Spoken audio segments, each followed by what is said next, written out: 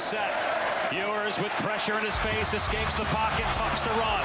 Across the 25, has the first down, stays in bounds and takes it all the way into the end zone.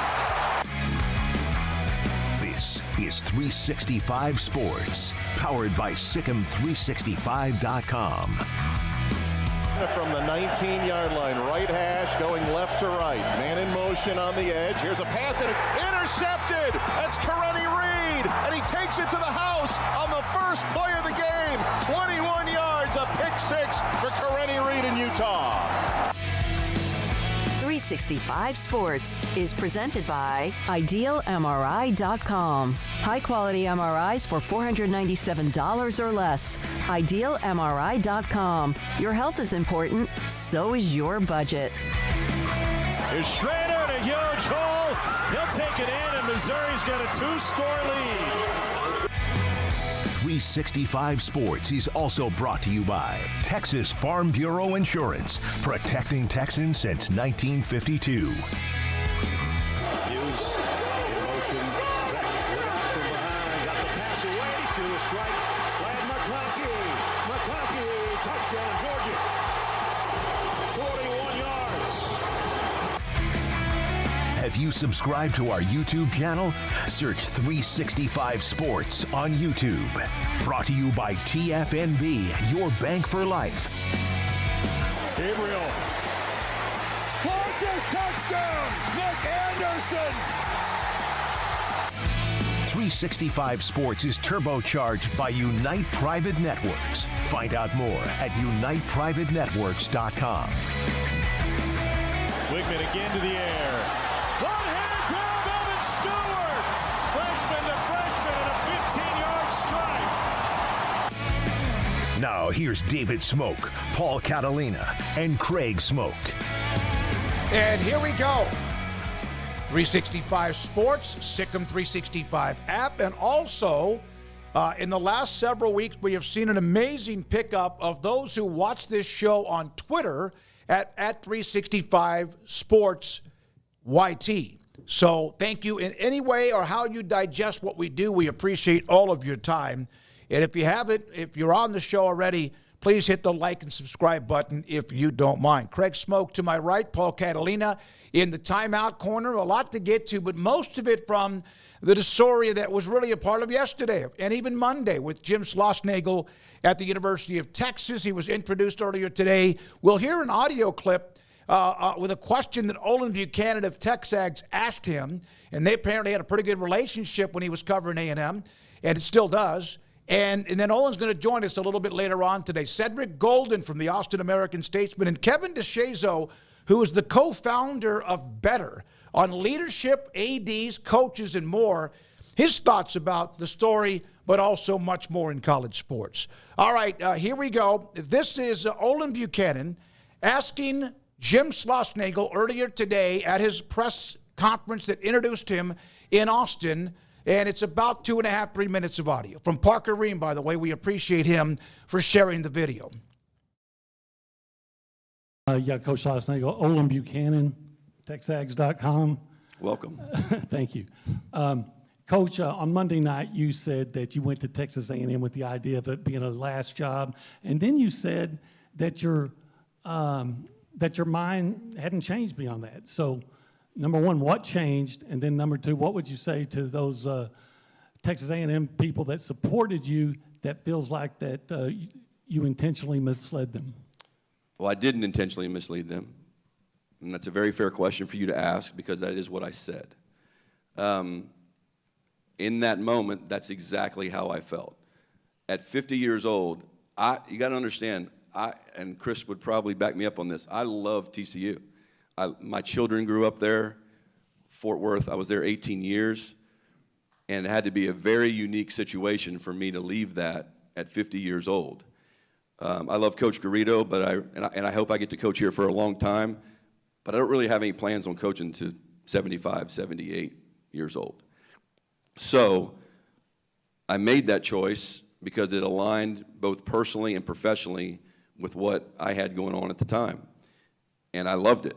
And I dove in with every single ounce of me to help A&M have the very best baseball program it can possibly have And that investment lasted through the last pitch of the national championship game. It never wavered, not 1 second. I don't care what anybody says. As Chris likes to say, we have jobs and try to run a business on other people's passion. And if I had left Texas A&M for some other school in a different part of the country, the interesting text messages and messages that I got yesterday probably wouldn't have happened. But I get it. You can't ask for your fan base to support you and be passionate like the 12th man always has been, but really was this year. Our crowds were awesome. Awesome, every single game. And so you can't ask for that like I did and our staff did, and then expect everybody to be okay with a coach leaving for its rival school. And I get it. All I can say is I have a career too. I have a personal life as well. That I have goals, and I just simply felt like no negative at A&M, just the positives of the alignment, and frankly, my relationship with Chris. That I knew there wasn't anybody at Texas A&M that I couldn't trust. I just know that I can trust Chris. I just know that. And as hard as that decision was, I could not walk away from it. I think in this instance, two things can be true in that he's absolutely leaving and going to another job happens all the time. Going to rivals happens all throughout sports. It happens all the time. I think the difference here is, and yes, he certainly, they were right there at the last pitch. They were invested. It's amazing that they were able to keep their focus and all this, but pretending like this happened over 12 hours after they lost the game and came back to College Station, I think is total BS. I think this has been in the works for a while. The whole coaching staff, the play, all those things, that's been in the works for a while. So to say that this just came up, I think is disingenuous. Craig? Yeah, I have no dog in the fight. I mean, this move doesn't affect me in any way, shape, or form. It's just a very interesting story from my perspective, right? I don't have ties to Texas, don't have ties to A&M, don't care who their coaches are. It's a situation where it's just been interesting as a complete outside observer to just see all this unfold, and just, the Lincoln Riley thing when Oklahoma was going through that was a messy deal. So I kind of, know what that's like, of a guy kind of having one foot out the door, and clearly, Lincoln Riley didn't just, after Oklahoma's season wrapped up, it's like, oh, USC just happened to call, and it came together so quickly, and all of that. So I kind of know the feeling in a way, although this is just much more dastardly because of where he's going, right? That's the thing, is like he says there, if he was going to fill the South Carolina job, A&M fans would still be pissed off, but not to the extent that they are because of where he's going in reality. So I don't know. I have a hard time believing anything the guy says. I had that with a lot of college coaches, if not most, if not all college coaches at this point, coaches in general, pro coaches.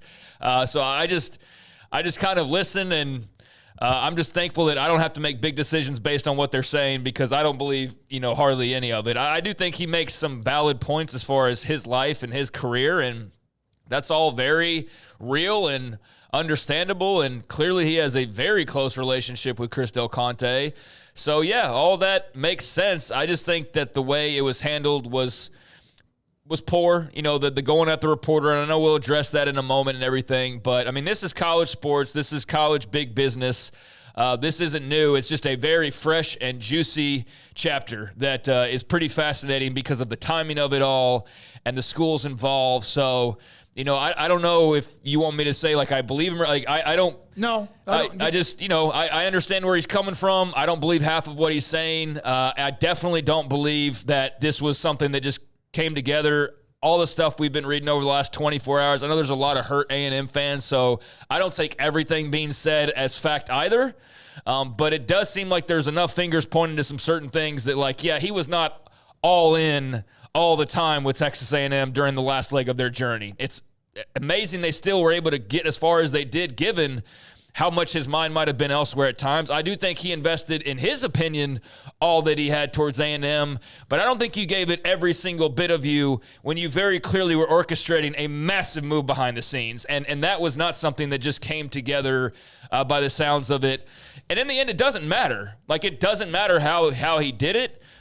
So, you know, in the long run, who cares? A&M fans care. I get that, and they deserve to care and be very upset, but yeah, I mean, at this point, it doesn't even really matter what he says or how it happened. He made the move, and, you know, for A&M fans, I guess those things do matter. But from my standpoint, yeah, it feels very greasy. It's an all-time historic coup for Chris Del Conte and the University of Texas. It will make an excellent chapter and anecdote in future books about rivalries, and it will be an all-time folk tale in college football circles when it comes to the crazy things that we've heard over the years, you know, from coaching choices to recruiting stories. Like, this is a new entry that will be in the all-time collection of college football folk tales, right? So it's fascinating, but yeah, it does feel a little bit dirty. Then again, college football, college athletics is a dirty business, and I think we're just getting a reminder of that. But yeah, what a coup for Texas. What a loss for A&M, and I totally get Aggies being pissed off, and I'm sure we will hear far more about how exactly this unfolded, because I don't think the tale that he's trying to spin as far as that goes really holds any weight. Coaches will always say they're not going to take a job, it seems like to me, and when they do, you shouldn't believe them, because we've seen enough evidence. Also, he's not the first coach that will leave a program and be with somebody else the next day. Remember what Art Briles did when he left Houston, and others, and Schlossnagle when he left TCU for Texas A&M. It's going to happen. So that's not really the outrage. To me, isn't it, am I right, the movie Batman? Is it the Joker that's walking down the street and buildings and cars as he walks by are exploding? Yeah. That scene? That's what he has. Schlossnagle, it seemed like he's done to Texas A&M baseball. Lavalette, Grahovic, Jack Bell, Caden Kent, and Max Koffer have all entered the portal, and there'll be more. As has Caden Sorrell and Jet Johnson. Okay. Well, there's 8 to 10 players, at least 8 players. And there are now there's some A&M pitchers who are saying they're not going anywhere and that they're staying at A&M. And so this is a moving target, so to speak. But Jace Lavalette had just posted about 24 hours ago about, hey, if you're in the portal, this is a great place to be. He's also a college kid. I know things change. If a coach can change his mind, so can a player. But that's what it reminds me of right now. Just not leaving a program, but there's explosions as you're walking down the street, leaving a house or a neighborhood. That was actually the Dark Knight. The Dark Knight. Heath Ledger, just want to clarify there. Yeah, you're right, though. It was Batman, and yeah, he's leaving the hospital, and he's trying to set off the bombs, and it's not working, and then he toys around with it, and it finally all explodes, and he takes off. So but that's my analogy. Yeah, that's kind of what it is. He's just, setting everything on fire as he leaves. Their roster, the emotions of fans, and really this past season. I know I've seen, and for Aggie fans, I totally get it. You're trying to play this as positively as you probably can, trying to take something good from it. They will always have this past baseball season, but I just can't imagine it doesn't always forever feel tarnished. One, because it fell short. I mean, ultimately, you don't remember the non-championship seasons as much as you remember the ones that you won the title, obviously. Now, for some programs, and their run was so great, that this will have plenty of memories, and this will be something that, from time to time, I'm sure A&M fans will look back on, but it's just not going to be anywhere close to the same that it was when he was still their head coach, coming back and building off of this, as opposed to leaving them before that game was even over.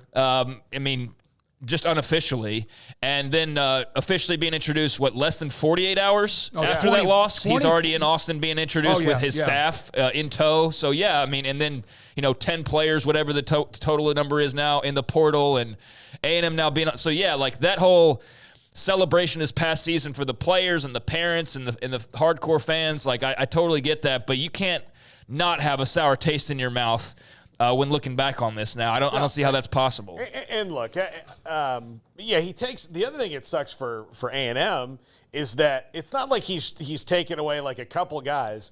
It's the heart of their lineup for next year. Yeah, the ones who are not going to get drafted here. So, it's not like Braden Montgomery, he was losing him anyway, right? But it's also Laviolette, Kent, and Grahovic, they're going to be, and Sorrell, that's the four guys you're going to build that lineup around after you lost the guys to the draft last year, or from this season. So that really stings hard. I do think, and I talked about this on the triple option earlier, it is it's funny how different schools respond to things certain ways. And A&M always likes to blame the coach, all the time. That's kind of what they do. Texas, when these things happen, but I don't know why. We don't really have anything to do with this. It's just kind of a natural occurrence. And all of a sudden, it's like he didn't know that David Pierce David Pierce gets fired. You're there, all this happened. And then they're praying this happened in 12 hours. It's hard to explain that your entire staff and you are leaving the next day after you arrive back from a College World Series championship. The thing is that everybody's going to be mad anyway if you're just yes, Chris Del Conte is my best friend. And when he floated out to me the idea of us working together again, it was in my mind. We were in the College World Series final. Clearly I was present. Enough to get them there. It wasn't like he was making ridiculous decisions hey, I'm gonna pull Laviolette in this inning. The left fielder's gonna pitch next inning. It's not he wasn't doing that. No. But when you hear all these things about from the Texas side of maybe he wasn't treated as well, or they didn't do this. They just made an $80 million commitment to baseball. So even though there might have been some pushback, what are we talking about here when it comes to that? And two, all right, well, maybe if the new AD kind of felt that you had one foot out the door because everybody knew that Schloss was going to go or Pierce was going to get fired, maybe you did have an icy relationship. Yeah. So, all right. Go ahead. You've got a couple more notes to get to, but go ahead. Yeah, no, it's just a fascinating thing. I do think that he gave his all in his mind. He didn't make poor decisions like Paul said. He tried to win them a championship. I just think that you can't say you were 100% all in when you were very clearly – talking about another job towards the end and maneuvering and making moves very quietly to make this happen as soon as you possibly could, as soon as the season was over with. But for Texas, it's an all-time get. It's a huge move. It's a cold, calculated blow to your rival that I don't know how they recover from it, quite frankly, other than beating you later this football season. That's about the only way anytime soon that I can think of feeling like you're getting any sort of get back on them. And, I applaud the cold, calculated nature of Del Conte. In this shark-filled pool of college sports, they've got a great white right now at athletic director. They absolutely, and, he just took a huge bite out of their rivals and left them reeling. And so, I see why it's celebrated from the Texas standpoint. But from the A&M standpoint, it's very easy to see, why they are so upset, and rightfully so. They feel like they were lied to, or at least led astray, misled, I guess is the better word for it. And I'm very curious as to how they pivot and make their next move. I do want to ask this, though. So if you're Jim Schlossnagle the other night and Richard Zane, that's the reporter's name, correct? Right. So he already knew he was gone. That's very clear. He already knew that he was leaving. That's why he got so defensive, because somebody actually asked him about it. What could he have done differently in addressing that question that would have made it any better? People are pissed that he was doing that press conference and he got on the reporter and then he stormed out like he was doing something, when in reality he stormed off because he was upset that he got called out for what clearly was about to happen. But what in the end could Jim Schlossnagle have done, starting with that post-game press conference, to handle this any better than he did? Great question. Let's put this up. This is, first of all, what Schlossnagle said today when he addressed the Richard Zane back and forth. Schlossnagle publicly apologizes to Richard Zane, who's from Texas.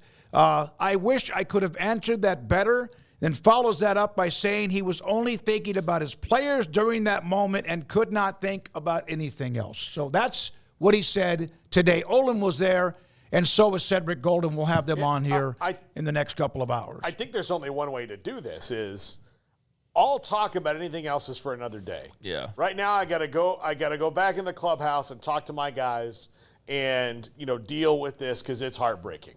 And then go, if that's all that I can go. And then you can go well, I kind of think that's our answer, is that he's considering it. But as opposed to I left my family. Yeah, like he just ran out, the door and was like, listen, I know, I'm sorry, son. We'll play catch another day. Like, that stuff was, and look, I know he apologized, but that's why it was so bad, because you're like, all right, so you dressed this guy down, and then if he was really staying, this is the last job I ever wanted to take, and then the next morning you get up and take it, and then pretend like, Chris texted me, and I was like, you know what? Yeah.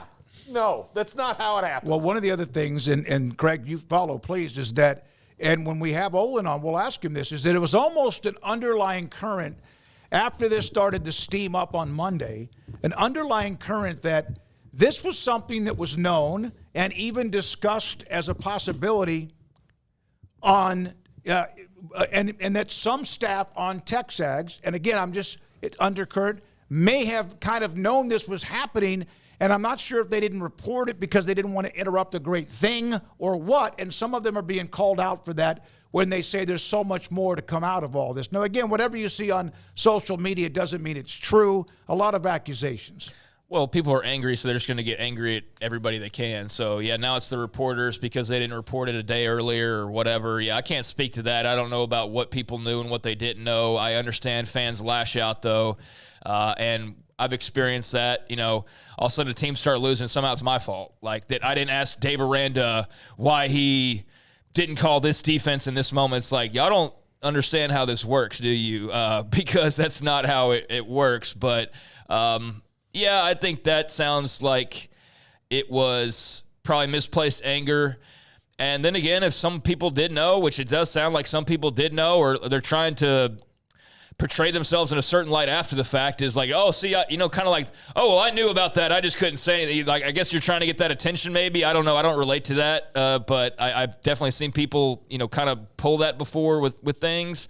If that was the case, and I can see being like, well, why didn't you say something? And I don't know, maybe it goes so far as you are a fan more than you're a reporter, and you don't want to disrupt this thing. Or even if you're not a fan, you just aren't sure enough to throw something that's a bomb out there right before this massive game's about to take place. So, yeah, without knowing the details, it's hard to say who handled it right or wrong, but there definitely seemed to be some rumblings prior to the game being played. There were Aggie fans who were furious with Richard Zane for asking a question that we talked about this. He had the balls to ask the question. He is one that actually finally uncovered what may have been already out there, or at least was being discussed. So, Dundee's, he could have said next question. Someone else, he could have said no comment, and he would have been skewered for that too. But when he said that Richard Zane was being selfish, when he himself knew he was on his way out the door, that kind of made it look like he himself might have just gotten caught and he did not know how to react to it. In the end, it's a coach leaving. It's a rivalry. It's big. But in the end, another coach will leave for somewhere to go to A&M.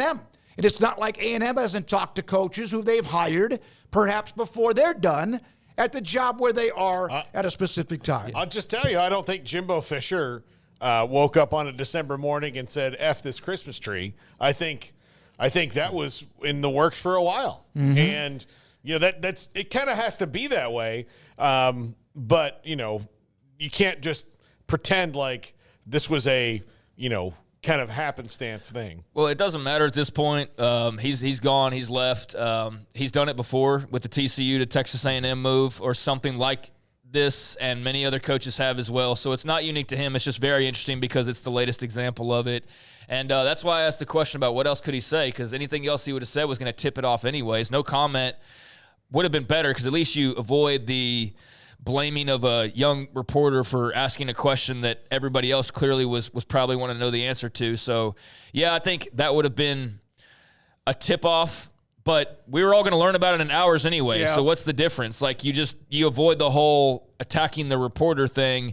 And of all things to say, and then I know we'll move on from, Schloss and all of that, but to call that kid selfish when you were making the most selfish move in the entire ordeal is just something, man. That's just, I know he's self-aware, but that's a narcissist, ego thing that I just can't relate to, man. But yeah, to sit there and just publicly dress down a a guy asking his question and to call that guy selfish when you're about to, in less than a few hours, make an incredibly selfish move that I don't fault him for, mind you. It's his career, it's his life. Like, be selfish, but to call someone else that and then to turn around and do what you did, it's just like, come on, dude. I think that's why he knew, and he had to apologize. And Olan being there, who Schlossnagle kind of recognized at the press conference, so I'm sure they have a pretty good relationship. That's what'll be fun to talk to him at 5:25. I just saw this note. I don't even know why it popped up. Ryan Schwartz,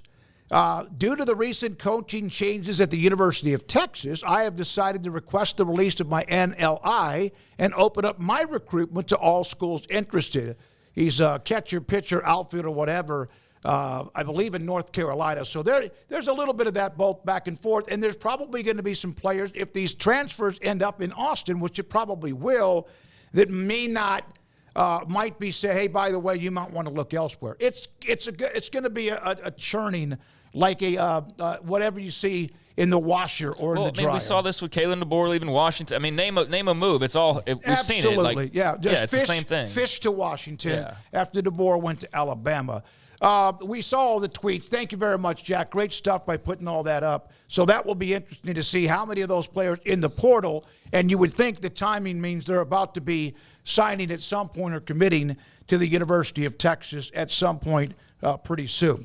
Now, there's a couple of notes in college football. We have a guest. It's Kevin DeShazo, co-founder of @Be Better Leaders, about leadership and decision-making, and they work with a lot of the Power 5, the business, and he worked with a lot of the Power 5 ADs and coaches about many things, consultant as well, and his thoughts about this in just a second. But a couple of stories also in college football from yesterday evening.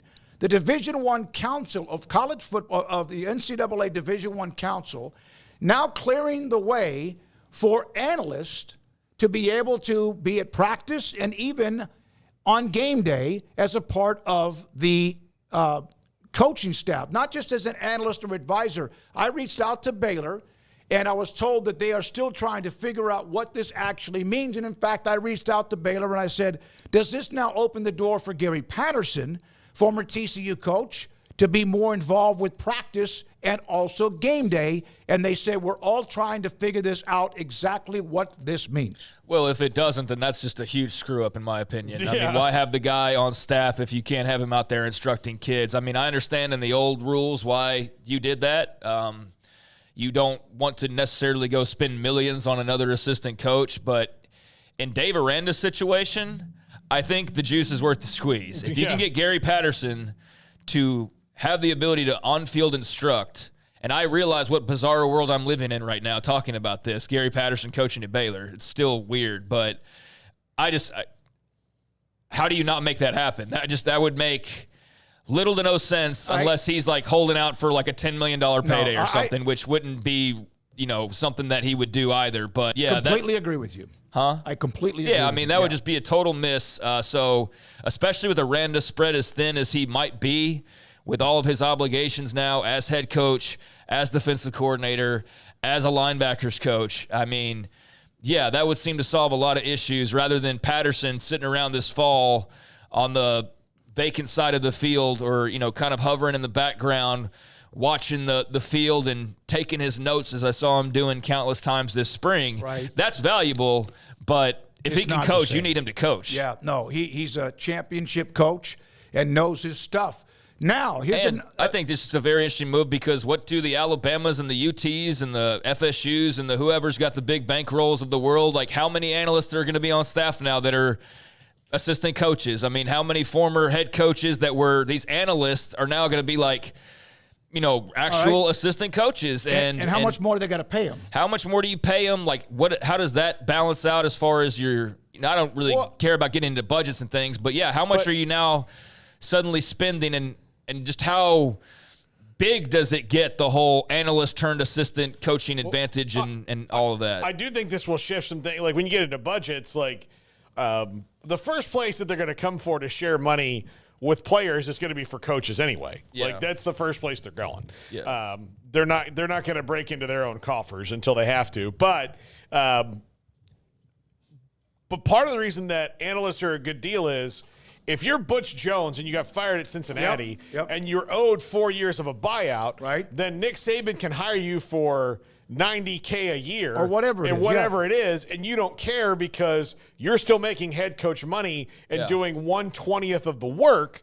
You're just there, in the Coach Saban rehab program, and then when you're all the offsets are there. So now maybe that's still going to be the case, but let's see how but if there are 15 or 20 analysts, we know Alabama had a bunch, and then Texas, Florida, all of them do, Ohio State, all of a sudden when you're going to have the $22 million revenue sharing, and then all of a sudden you got another $4 or $5 million there, I don't think it's going to be that much.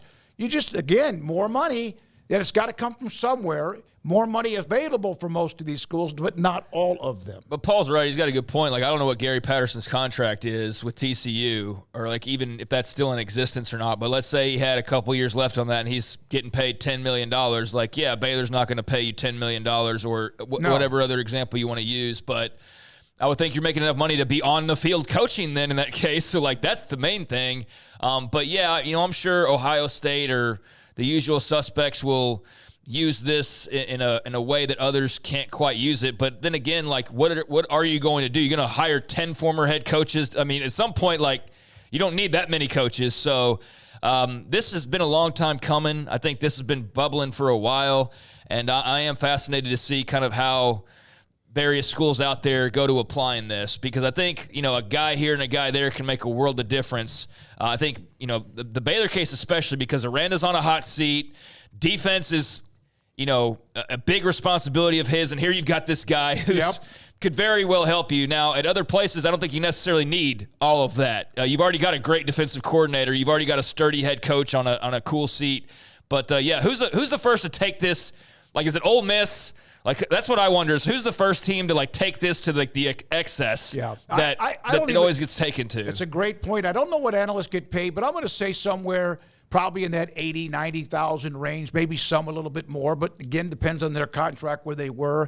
Bob Shipley, who used to coach at Belton High School, used to coach at a lot of different places around Texas, and high school became an analyst at UT, and I remember him telling me what it was even 10 years ago when he started to work for Charlie Strong through the transition of other coaches. I have one other note on that, though, is that I wonder if this is going to obliterate some potential smaller schools again, where you had I'm a position coach, I'm not going anywhere, and it's now you can come to Texas A&M and be an analyst, or whatever the title is going to be, and if that doesn't pluck away some lower level coaches, because now there's more room on staffs, it's a promotion, so on and so forth. You're right. It's just it's like a transfer portal now for coaches that might be developed. If a school's a lower level school, whatever that might be called, and then you have an opportunity to make $250,000 somewhere else, but again, you still only have the 10 coaches who can go off campus and recruit. That does not increase.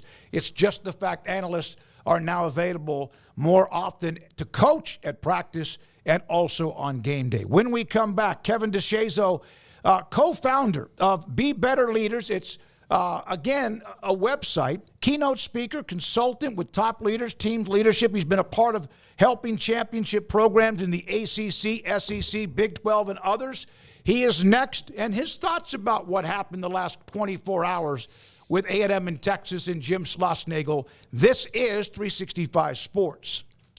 PettyClinicLowT.com. Dr. Kent Petty can help you become the high-performance man you want to be, need to be, and used to be. How? Contact him on the website. There's a number, email as well. You can contact him through the website. The staff or Dr. Petty will eventually be in touch with you to set up an appointment for you to get your blood work and or to get your blood drawn, and he will get the results. Look at your results, look at your testosterone level, and if your testosterone level is too low, he can put you in a program to increase your testosterone level, give you that option for you to become the high-performance man you want to be, need to be, and used to be at PettyClinicLowT.com. Make this the summer of Jeep at Allen Samuels in Waco. Get a 2024 Jeep Compass under $30,000 or save $13,000 on a Jeep Grand Cherokee Overland. Visit Allen Samuels in Waco today. Come by. Let's be friends. Stepping into the boots of a U.S. Army officer can add confidence and leadership skills to your son or daughter's career path. See all the things they can achieve in our boots at GoArmy.com. U.S. Army Waco Recruiting Company, 254-598-8131 or 254-776-1543. At Ideal MRI, we feel blessed to be part of the Waco community. We're a small family business here in Central Texas. At times like this, the cost of healthcare has never been more important. And unfortunately, significant illnesses and injuries still occur. And that's why Ideal MRI is open and here to serve you through this difficult time. So if you need an MRI, ask your doctor about Ideal MRI. You can schedule online in minutes at idealmri.com or call 833-IDEAL-MRI.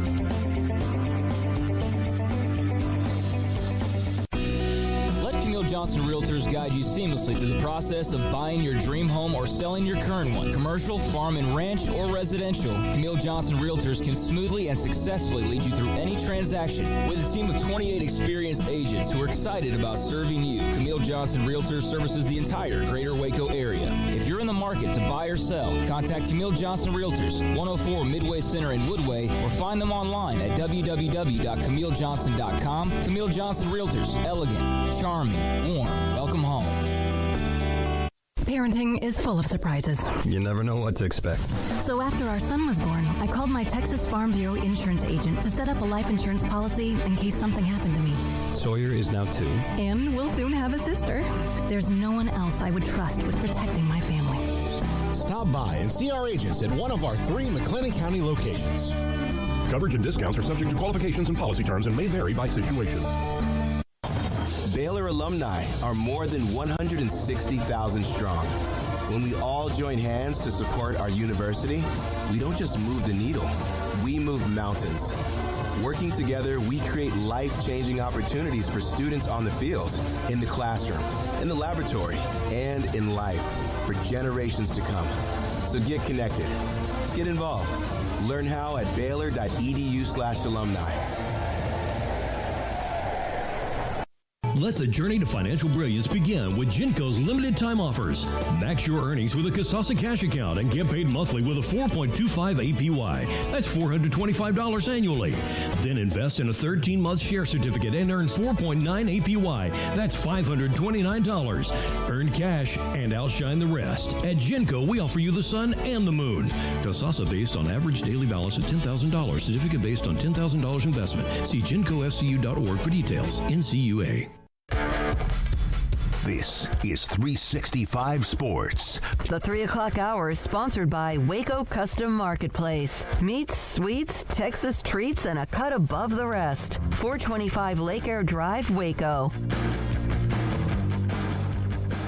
Kevin DeShazo caught my attention. I started to watch his feed, co-founder of @BeBetterLeaders, but also co-founder of Better, where they partner with ADs, coaches, teams in the areas of mindset, leadership, and performance, including working with some of the Autonomy 4 conferences and more. And he joins us. Greg Smoke, Paul Catalina, David Smoke on 365 Sports. Kevin, thank you so much for being a part of the show. And we're going to get into what you do and a lot of that and some examples. But what about what you've seen in the last 24 to 48 hours with Schlossnagle, A&M, Texas, and what all that story? How do you view all that? Welcome to college sports in 2024, right? I mean, it's this is the world we live in, and people, players, coaches, ADs, they're going to hop from place to place, job to job, and I think there's a lot that goes into that we could talk about. I don't think the NCAA really does any favors when you have the transfer portal being open in the middle of the postseason and it closes here in a week or so. You're putting people in very difficult positions. Namely the student athletes who are supposed to be here to serve. And so it's a very difficult position, I think, for coaches and players to be in when they're trying to compete for championships and recruit players, retain players, potentially interview for other jobs all at the same time. As a person who is an expert in culture building, and that's what you guys do, are you kind of amazed that look, and this is my personal opinion and a lot. I just don't think this happened in 12 hours. I think this has been on the way, that they were able to still keep the culture that they had up until the last out the other night, as opposed to where, a lot of the times these things kind of fall apart, even when you get a whisper of a coach thinking about somewhere else. 100%. Great perspective. And I think that's, he deserves some credit for that. And I think he's my outside looking in, and I don't know him very well, but built pretty solid culture when he was at TCU, appears to have built a solid culture at A&M. I watched a bit of his press conference today, and they were asked, was this a distraction on Monday? He's like, no, I believe our players were locked in. Our coach, we were here, we were present, our routine didn't break.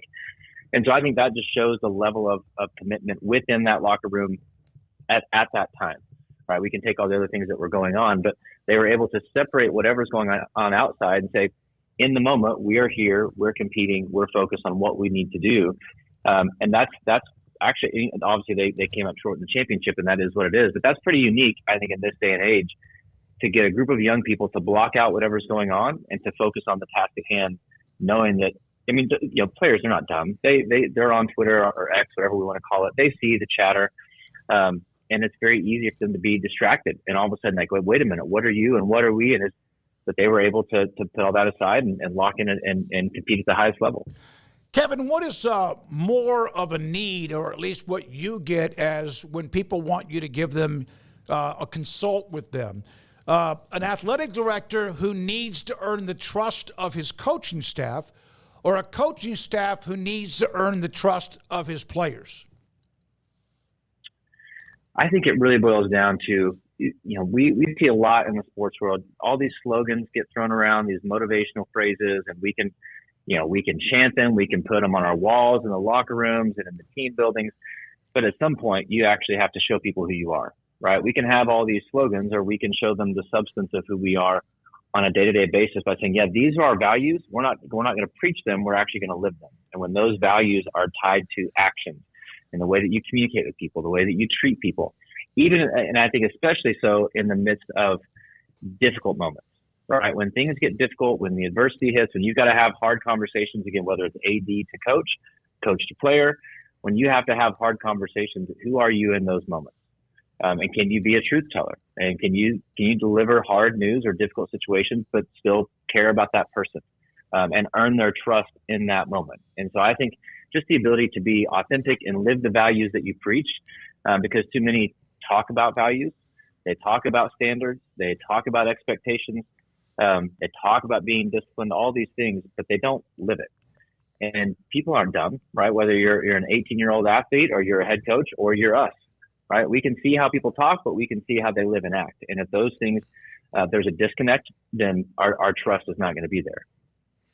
So you guys have worked with a bunch of teams going in. What is different about the way that you approach it, other than, sometimes they just bring in somebody like you and like, look, we need a rah-rah speech here, like, and that's what the speakers or the programs will do. What's your approach that's different, so that you can kind of find what underlying and what is different about each individual program you go talk to? Yeah, I think what I found, and I'm a part of this world to a degree, when you bring in speakers, you're nailed the head. It's a lot of rah-rah, inspiration, and it's fun, it's entertaining.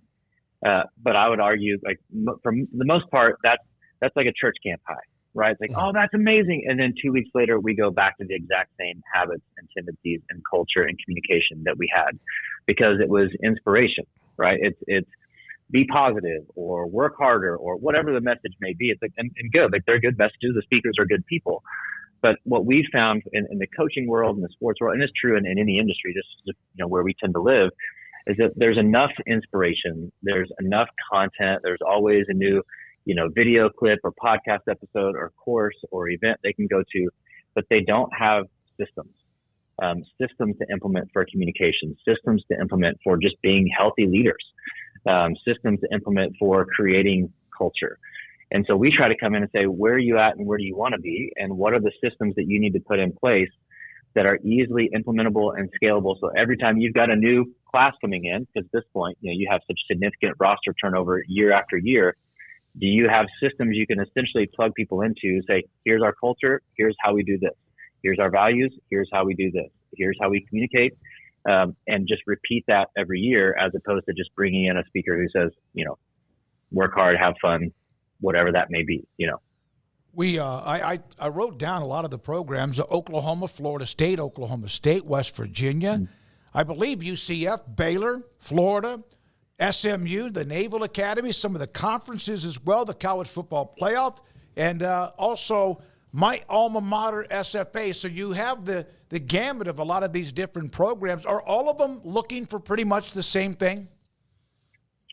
Yeah, I think at the end of the day, they're all trying to figure out the baselines, like how do we perform not just at a higher level, but how do we perform at the highest level possible on a consistent basis? And I think that's, for me, what's the separator.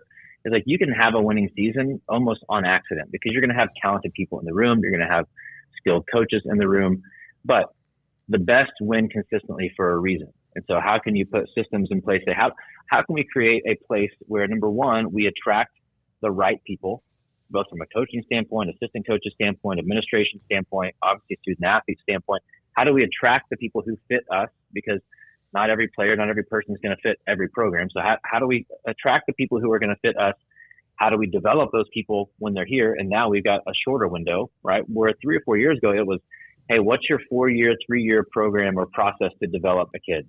Well, now it's how can you get them from A to Z in 1 year, 2 years maybe at the most. So how do we attract that talent? How do we develop that talent so that we can retain that talent? Do you see a change in the attitudes of players because of the rules now? And is that a challenge for coaches to meet them at a different place that they've had to in the past? Yeah, it's really interesting. I think to a degree, yes, I think it is. It does change team dynamics, and this is not necessarily right, wrong, good, bad. Just an observation of now you've got players.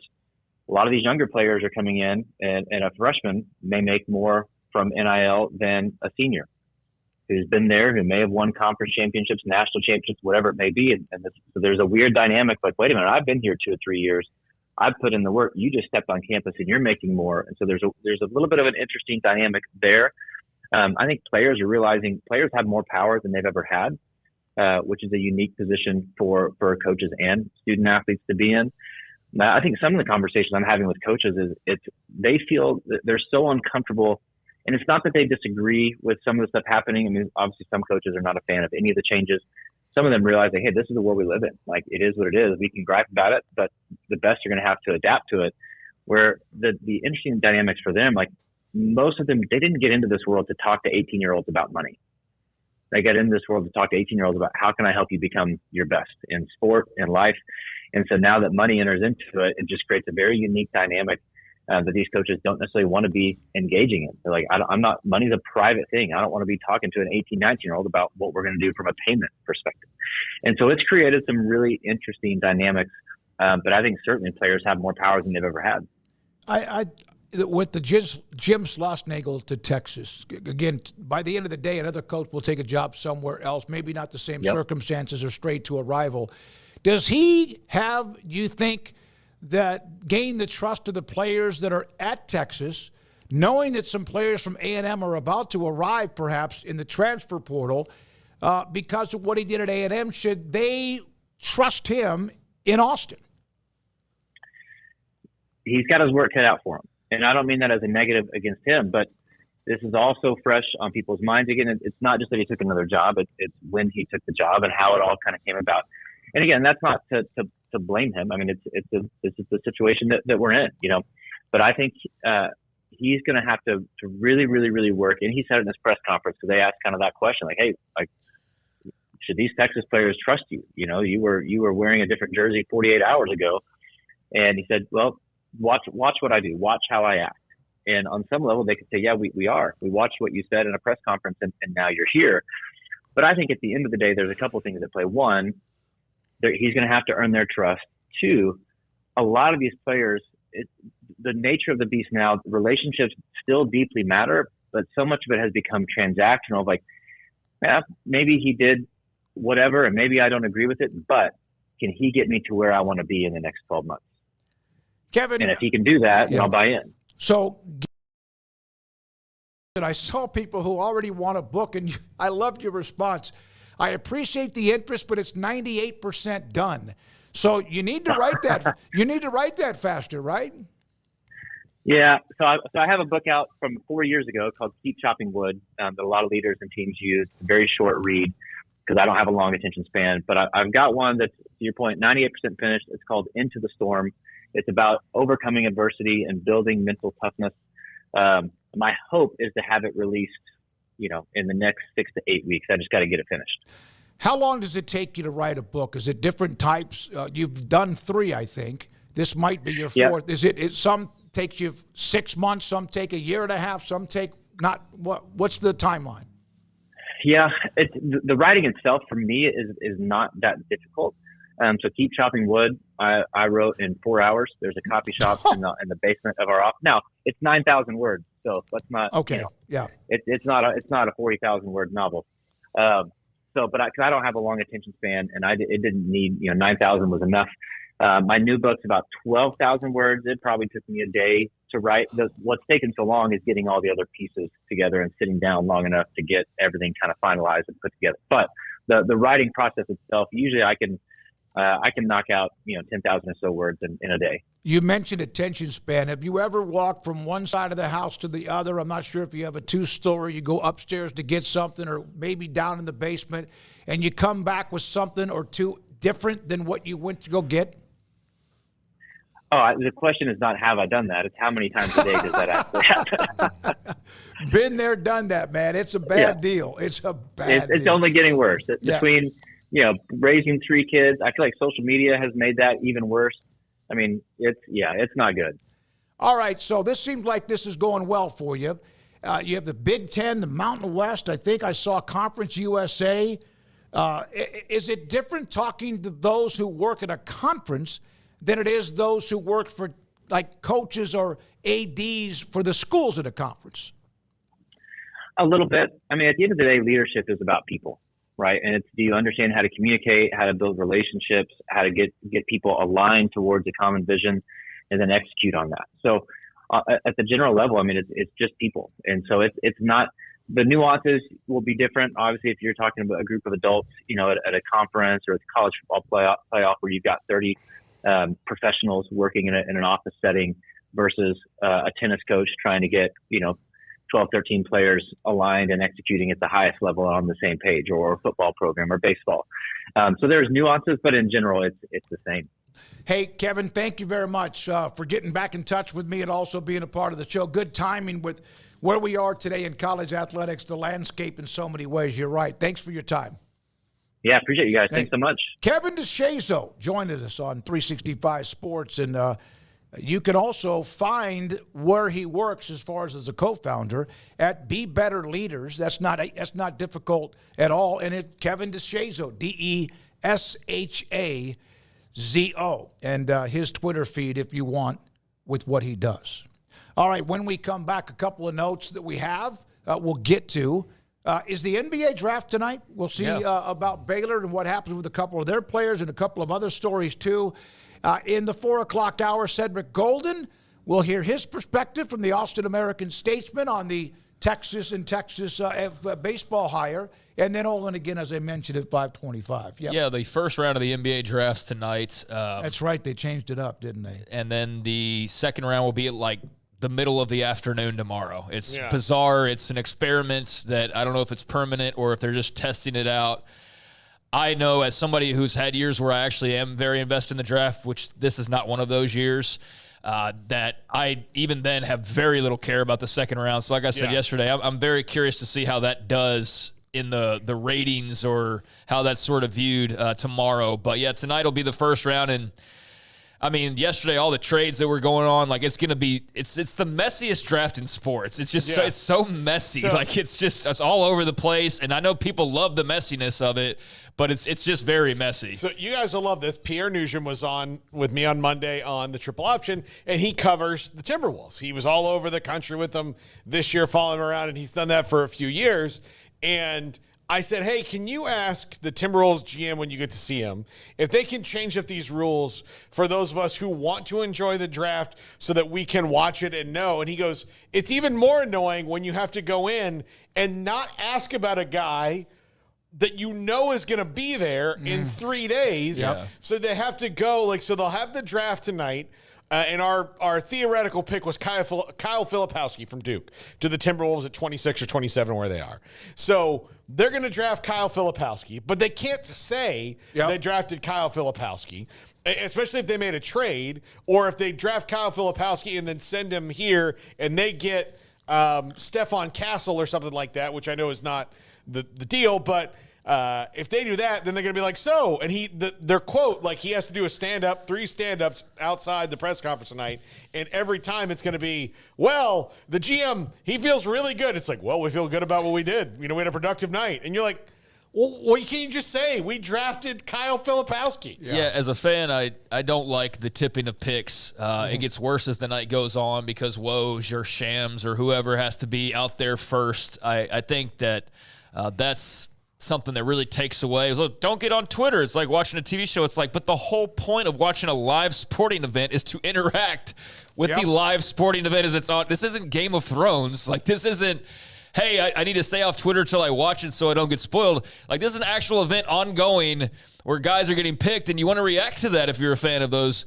But, or be surprised. And so if you want to be surprised, stay off social media because it gets spoiled worse than any other event out there, but I guess that's some of the charm for some people as well. I just think by the time you get an hour in and you're 6 picks behind the TV broadcast, it's goofy. But that's tonight for those that care.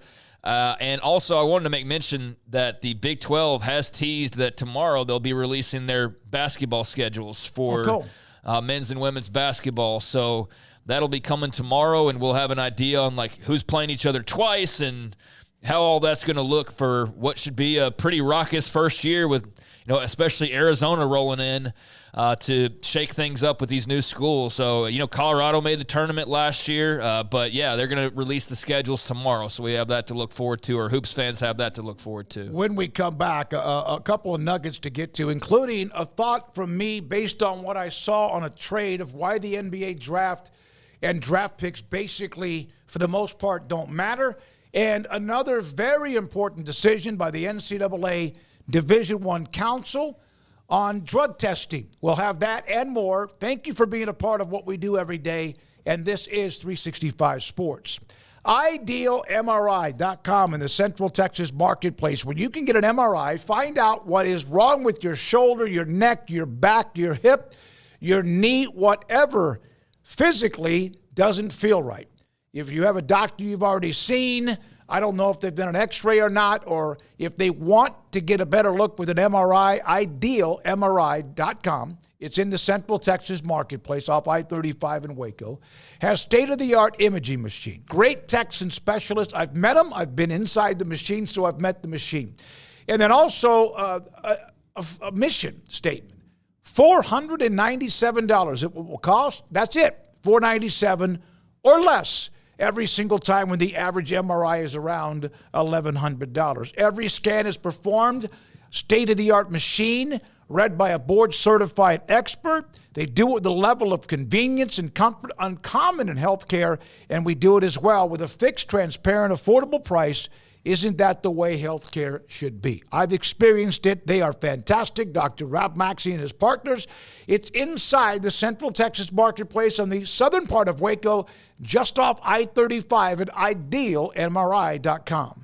With so many companies and policies out there, it gets so confusing shopping for insurance, and I never know if I'm getting the policy that's right for me. Luckily, I met the team at the Niche Group Insurance Agency. With the Niche Group, you can go to one company and get access to coverage options from many insurance carriers, and you get to speak to a real person about your specific coverage needs. With the Niche Group, I know I'm getting the right coverage at the right price. If you need insurance, talk to the experts at the Niche Group at 1-800-258-8302. Don Humidor, your home with a 48-foot walk-in humidor with the elite cigar brands from around the world, including the #1 cigar of the year, Aging Room Cuatro Nicaragua. Plus, they have the great brands like Macanudo and Artur Fuente, Rocky Patel, Aston, and so much more. CBD, great for sore muscles, aches and pains, sleep, Vita Dreams, and anxiety, mild depression, general health and wellness. Their staff very knowledgeable on the subject. Don Humidor in the Townwest Shopping Center off Valley Mills in Waco.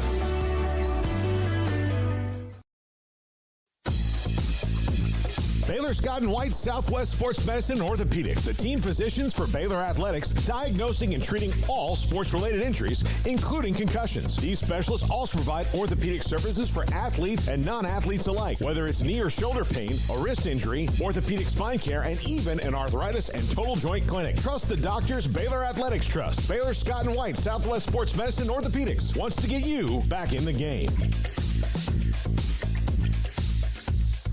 Waco Custom Marketplace is your hometown grocery store with a full-service butcher shop and bakery. Hi, this is David Smoke. The butcher shop can take your customized orders for seafood, pork, and poultry and custom cut your favorite steaks from bacon-wrapped fillets, sirloin steaks, bone-in ribeyes, boneless ribeyes, and even prime rib. Cut specifically the way you want, the thickness that you want. They're all delicious. They have Norwegian salmon, mahi-mahi, catfish fillets, sliced ham or turkey, variety of cheese, and several options of sausage links, and even regular jalapeno or cheese snack sticks, fresh chicken breast or whole chickens, sliced bacon, pork chops, and ground beef, marinated beef or chicken fajitas, and always large briskets and tri-tip available, plus fresh vegetables. So the great product, customer service, and tradition continues at Waco Custom Marketplace, a full-service butcher shop and bakery, open Monday through Saturday. The Bauer family, Waco Custom Marketplace, 425 Lake Air Drive in Waco, or WacoCustomMarketplace.com. Carry On Solutions is a full-service IT management service provider and provides professional services for businesses servicing clients in the U.S. and globally. They are authorized partners with Microsoft, Quest, Veeam, NetApp, HP Enterprise, and Cisco Duo. Whether you are outsourcing IT services, merging companies, or wanting to tackle cybersecurity challenges, contact Carry On Solutions. We are IT. Call or email Dave at 832-437-0138 or sales at Carry On Solutions. That's CARRION Solutions.com.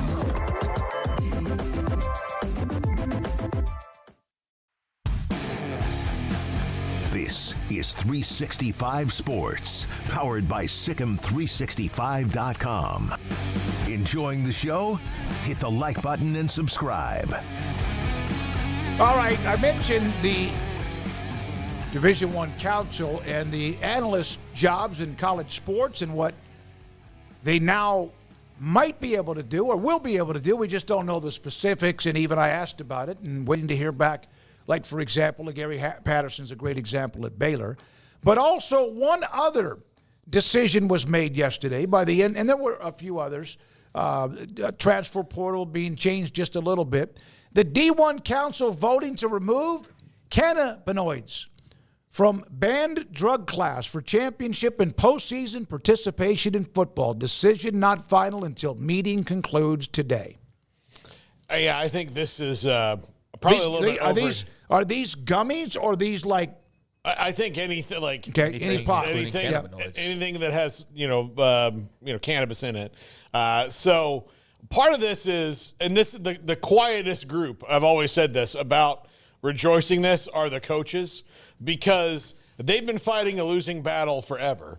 And I think the biggest example I ever heard was, and it was here where he made the quote, but Charlie Strong was like, well, we're not going to have marijuana on the team of the Texas Longhorns. And I was like, all you have to do is yell marijuana in Austin and somebody will just throw you some. Yeah. I thought they rallied people at practice. Marijuana! Everybody just came running to break the huddle. They probably have like really competing, like my weed guy's better than your weed guy. You should go to him. So it's a losing battle, and feel however you want about it. But coaches have been fighting this for a long time, and no one's defeated weed yet. No one's defeated it. We haven't won the war on drugs yet? No, and particularly weed. It is... It used to be, okay, I'm older than you guys by, 25 years or so. It was once just something, my God. It was, what? And it was something going, now it is like it doesn't even make people blink. No, and I think a lot of people wouldn't even, because we were just so, especially after Nancy Reagan and all that stuff that my generation, we really grew up with was just say no and all these things and how. This is your brain. Yeah, this is your brain on drugs. Yeah, they focused on. That was a great commercial. Yeah, they focused on weed so much. We were like, there's way worse stuff out there that they need to focus on. And marijuana was scheduled one with all this stuff because Richard Nixon decided that he didn't like it. It was just that. And there was no all the, it didn't matter about research or anything that was going on. Richard Nixon's like, we're going to make it Schedule 1. There's too many hippies that are saying I'm awful, and I'm going to make it Schedule 1 so we can arrest the hippies. And other people, too. So. I mean, the times have changed. I mean, Richard Nixon was in office 50 years ago. And so, So times are just different. Fentanyl wasn't a concern back when they were starting the war on drugs. It's a much different time period.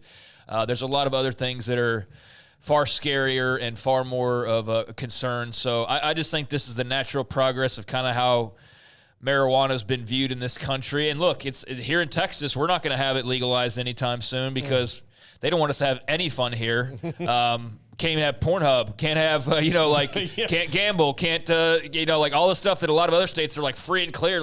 We don't do anything. So, it's a little bit different depending on where you live. But I think this is just logical, guys. What are we talking about? Yeah. Athletes have been smoking weed for decades, and if that's the worst that they're doing, I'm not saying there's no negative effects to it because I think that's a BS argument that there are no negative effects because I don't think it's the same for everybody, just like anything else. Like alcohol is not the same for everybody. You may deal with it fine. Other people, not so much. Oh, look, milk. Yeah, whatever. Some people can digest milk, others can't. I think there's been a lot of science done on the topic for the last 5 decades since we thought it was the big boogeyman that was going to crater the country, and we've realized it's way in the back of the line.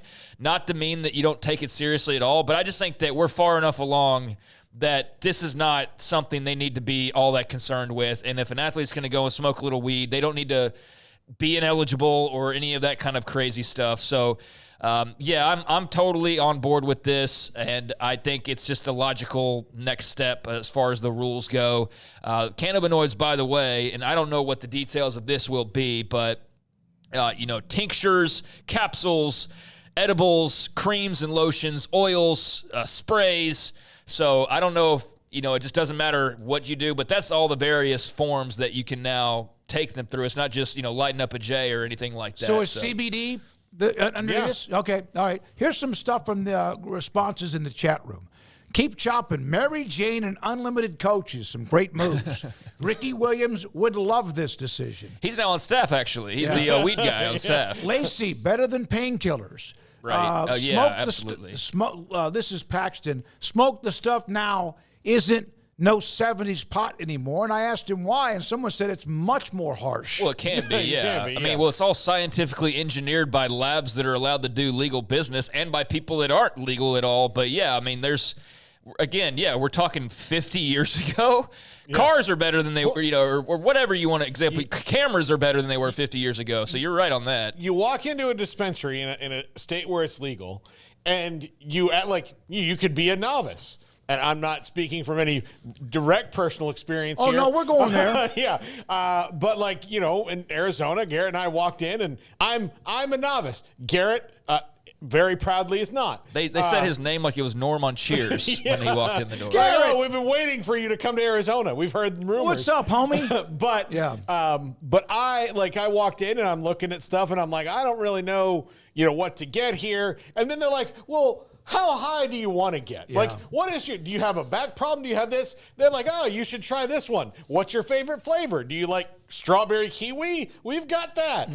That's kind of how it goes. So it's not like driving up and being like, hey, and then you give a guy cash. It's just, Roger the Dodger, weed was made illegal by the chemical companies to make paper of trees in the 1930s. Yeah, it was illegal. It was it was Schedule 1, where it wasn't as much of a penalty by Richard Nixon.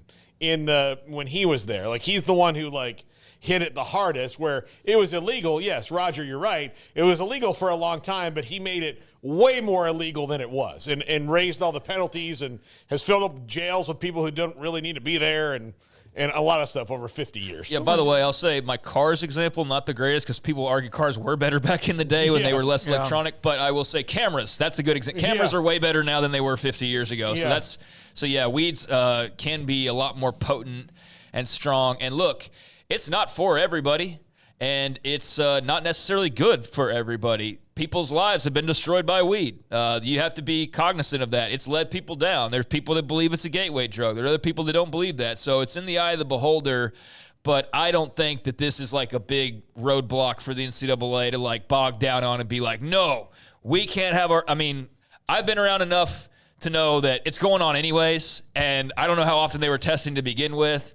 And even if they're testing, you mean, like, how many times have we seen people suspended for weed during football seasons here lately? And do you mean to tell me that, like, nobody in the P5 on any team is smoking weed? So, like, if you go this route, I think that's just, again, the logical route. But, yeah, you better hammer the pill taking and a lot of other things, and not just, like anything goes. No, not that by any means, but cannabinoids I can understand. All right, so Paul, back in 2000, maybe 10, Baylor was about to play Tech in that rivalry game at the Cotton Bowl that year. And wasn't it the night or two or whatever before? 2 nights before. Josh Gordon, who had a lot of problems. And somebody else who was? And Willie Jefferson. One could argue he's a guy whose life has been ruined by weed in some ways, absolutely. that he has a real bad addiction to it. Absolutely. Yeah, exactly. So they were caught. They were passed out in the drive-thru at a Taco Bell. Yeah, at the Taco Bell drive-thru. So it was going to be a slap on the wrist, and all of a sudden, Paul was asked about the President Star, said, "Hey, Paul," and then you were like, I just told him what was going on. Well, tell the story, because we're kind of you threw him under the bus. Yeah, so it was they were playing at the Cotton Bowl. Sonky, you had pneumonia. This was when you were hospitalized. Yep. So at the time, I was part of the Baylor pregame show. And my job was, I was the, like, here's what's fun going on around in the tailgate area. That was my gig.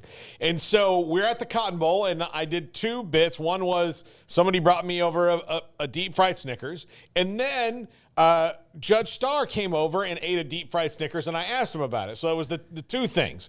And so, about what, though? And I asked him about the deep fried Snickers. And so he gets done, and we're just talking. And it was right after this Taco Bell incident, and they had been suspended for the first Well, that's what quarter. I'm saying. The Taco Bell incident's not just common knowledge for everybody. So Josh Gordon and Willie Jefferson had gotten baked out of their gourds. They went to Taco Bell. They were in the drive-thru and passed out.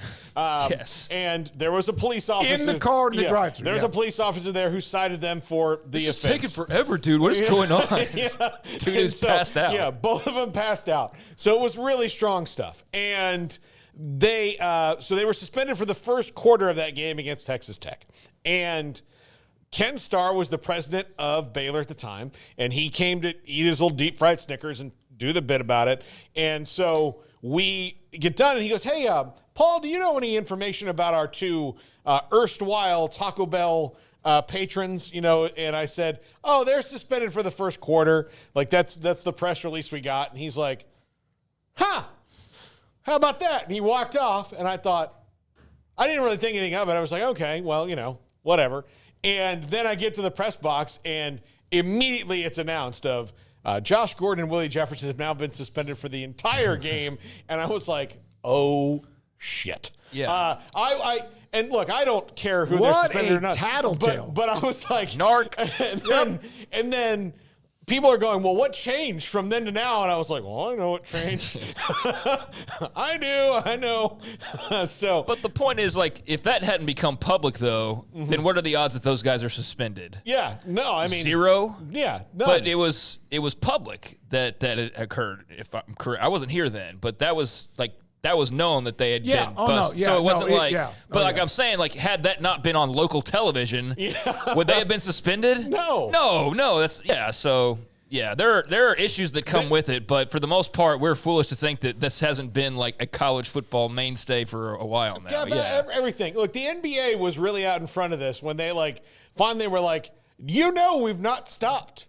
Like, all of us are doing it.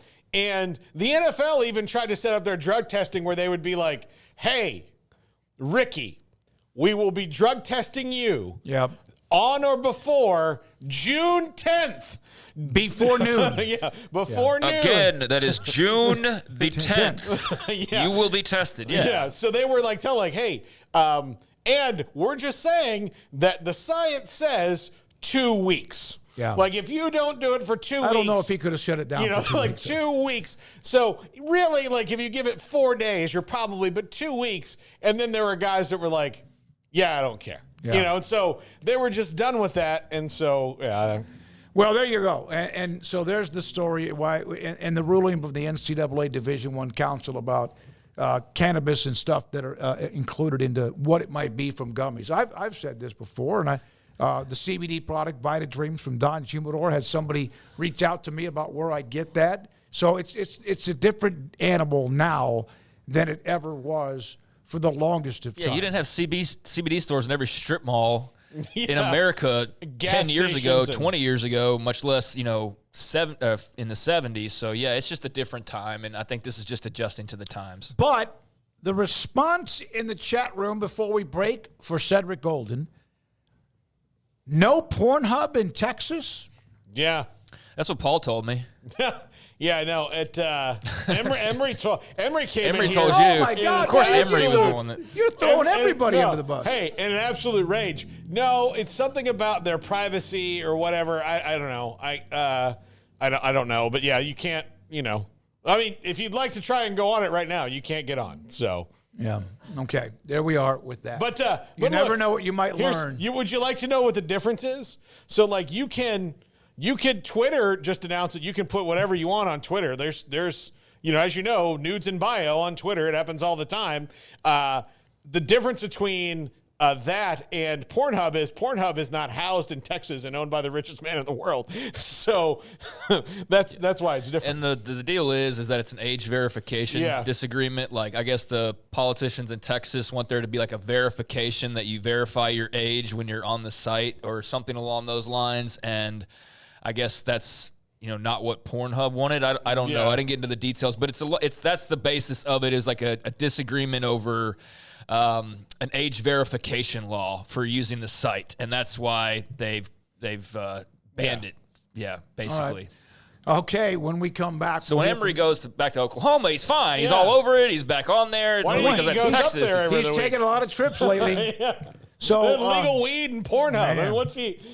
When we come back, Cedric Golden, who was at the press conference today, introducing Jim Schlossnagle at the University of Texas. His thoughts about really a lot of it, the gamut of different angles. That is next. Thank you for your time today. As always, back with more 365 Sports. Waco Custom Marketplace. I was in there today. Went by there. Went by there and I picked up. It was last week. I got the big tiger shrimp. Loved it. It was fantastic.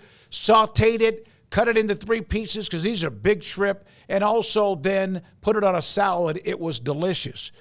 Today went in to get myself a couple of salmon fillets. As I try to do a little bit more of that, I still love a steak, but I went and bought a couple of salmon fillets. Right now, the specials they have as they close out June, snow crab and king crab. Snow crab at $9.99 a pound, king crab at $29.99. They also have select choice and prime ribeye steak and B&B oak charcoal briquettes, $7 a bag, 8-pound bags of that. And you have until, 6 o'clock tonight for less than 2 hours to go or call and order 30-pound sacks of live crawfish. And it's usually between about $3.50 and $4 a pound, 30-pound sacks of live crawfish. Order by 6 tonight. You could pick it up anytime after 4 o'clock on Friday or when they're open on Saturday. So that is all available. They have marinades, seasonings, and I'm talking about the best in the business. And by the way, they have a bakery that's full throttle with cakes and kolaches and more. If you want cold wine and cold beer, cold drinks, they have that. Waco Custom Marketplace, the Bauer family at 425 Lake Air Drive in Waco. Cars priced right both day and night. Average your car in Texas. Trucks built for you, red, white, and blue. Average your car in Texas. Cars that zoom with lots of room. Average your car in Texas. Count on us, a dealer to trust. Average your car in Waco, Texas.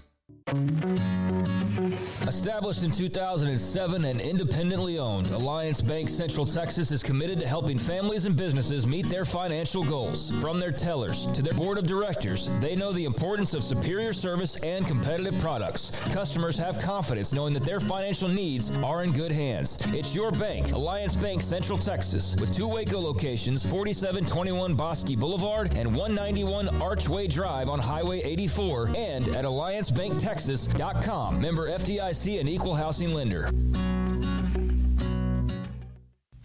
Developed by Startup Waco, a nonprofit organization, GXG is a program designed to support the entrepreneurial development of Baylor University student athletes through NIL activations. The program helps student athletes maximize their platforms and offers a comprehensive support system for them to create and grow new businesses that not only benefit themselves, but also uplift the local economy.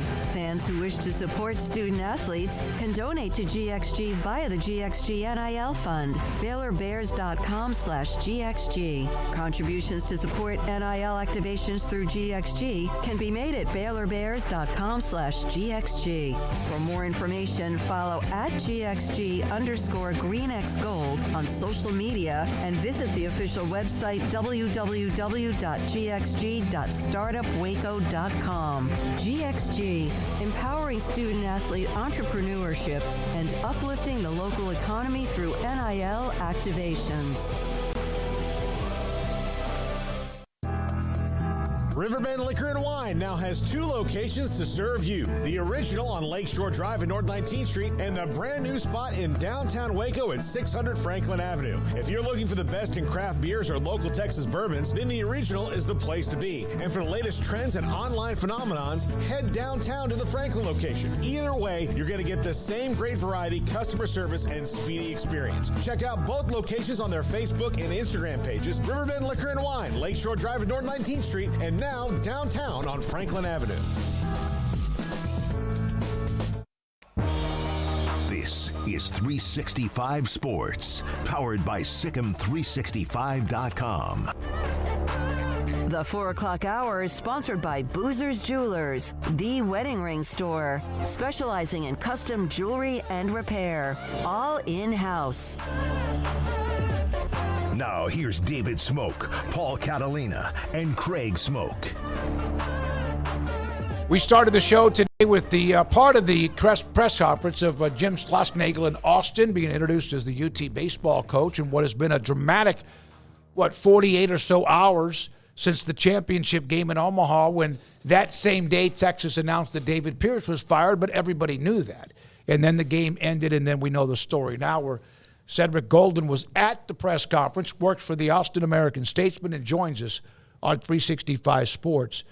Was this just a savage move by Chris Del Conte?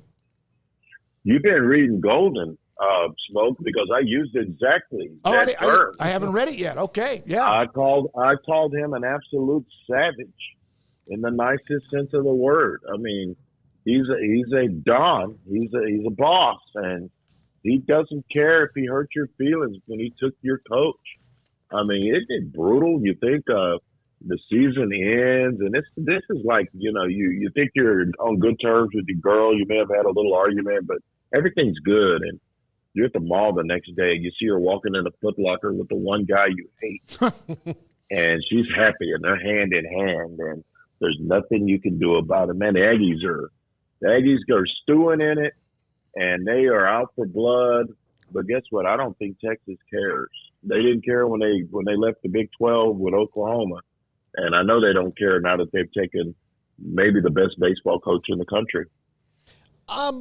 Cedric, there is the narrative from Chris Del Conte and Jim Schlossnagle is that this just came up after the game was over. I don't necessarily believe that. I know it's not something that they can just say, like, yeah, we've been working on this for months, but this happened really fast with everybody on the coaching staff being ready to go if it just happened in about 15 hours. What are you trying to say, Paul Catalina? What are you trying to say? Quit beating around the bush. I'm saying that they've had this in the works. Are you trying to tell me that when Jim Schlossnagle laid his head down Monday night, that before he went to sleep, he went, I'm going to be coaching next season?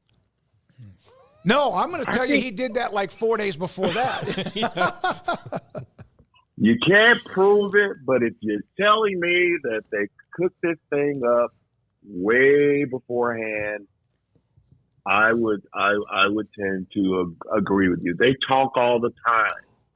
You don't think they talked after Texas lost 16-7 to Rio Grande Valley? You don't think they had some chats after that? You don't think they talked when the Aggies came in here and worked them 9-2 on a Tuesday night? Of course they did. And they're old buddies, and they worked together, and they were 4 of his 5 College World Series appearances at TCU came with CDC as his athletic director. And so it pains me to say it, but I just don't see how this all just came together in a span of 12 hours. It did not. It did not. I think that he was going to be the guy. I wrote it a day before CDC hired him that he was the right choice. And there's not a graceful exit. It's polarizing, and I thought it was akin to a 3,000-pound bull trying to tiptoe out of a china shop. There's going to be some furniture being knocked over, and people in College Station noticed it. And one more thing, guys. Let's quit trying to hold these coaches up to some standard. Yeah. Let's quit equating salary with some kind of honor. This is not Mother Teresa serving starving kids on the streets of Calcutta. This is America. These are capitalists, and they want money. And for me, if someone offered me double my salary, I would stop talking in the middle of this sentence and head to the bank because it's America, and we all want more. He's going to probably make upwards of $3 million a year. Probably could have made it at Texas A&M, but he wanted to work with the person that he respects the most as an AD, and that's Del Conte. Cedric, I guess you can argue over the timing of the announcement about David Pierce's firing being on the day of the national championship game and all that created. But then by the end of the night, the story was Schlossnagle and his interaction with, I guess, a reporter whose name we now all know, Richard Zane, who asked him about the job opening. I guess we can debate on whether either one of those handlings were right or wrong or not. But in particular with the response he had, I know he didn't have a lot of room or a lot of options in terms of what he could say, but how do you think maybe that could have been handled differently, and how do you feel like he addressed that reporter today in mentioning him? How do you feel like that went over? Craig, I believe in my heart of hearts that he handled that poorly. And all you had to say is, man, I'm not talking about that tonight. We just lost. That's all you had to say. Yeah. And then 24 hours later, you're bailing on the team that just lost in the championship game on players that sold it out for you. He did publicly apologize. It is my hope that he will contact Richard Zane personally and apologize. I've known Schloss for years. I get along well with him. He's been on my podcast with Kirk Bowles, and we have a good time chopping it up. It wasn't a great way to handle it. It reminded me of Roy Williams when they lost. Texas made it to the Final Four in 2003 and lost to Carmelo Anthony in Syracuse. And then in the championship game, Carmelo and company beat Roy Williams in Kansas 81-78 after that game, a reporter asked Roy Williams about the North Carolina opening, and Roy Williams goes, "I could give a you-know-what about Carolina right now. I just care about those." Do we lose him, Paul? It didn't look like it. Hold on. Yeah, watch the mic.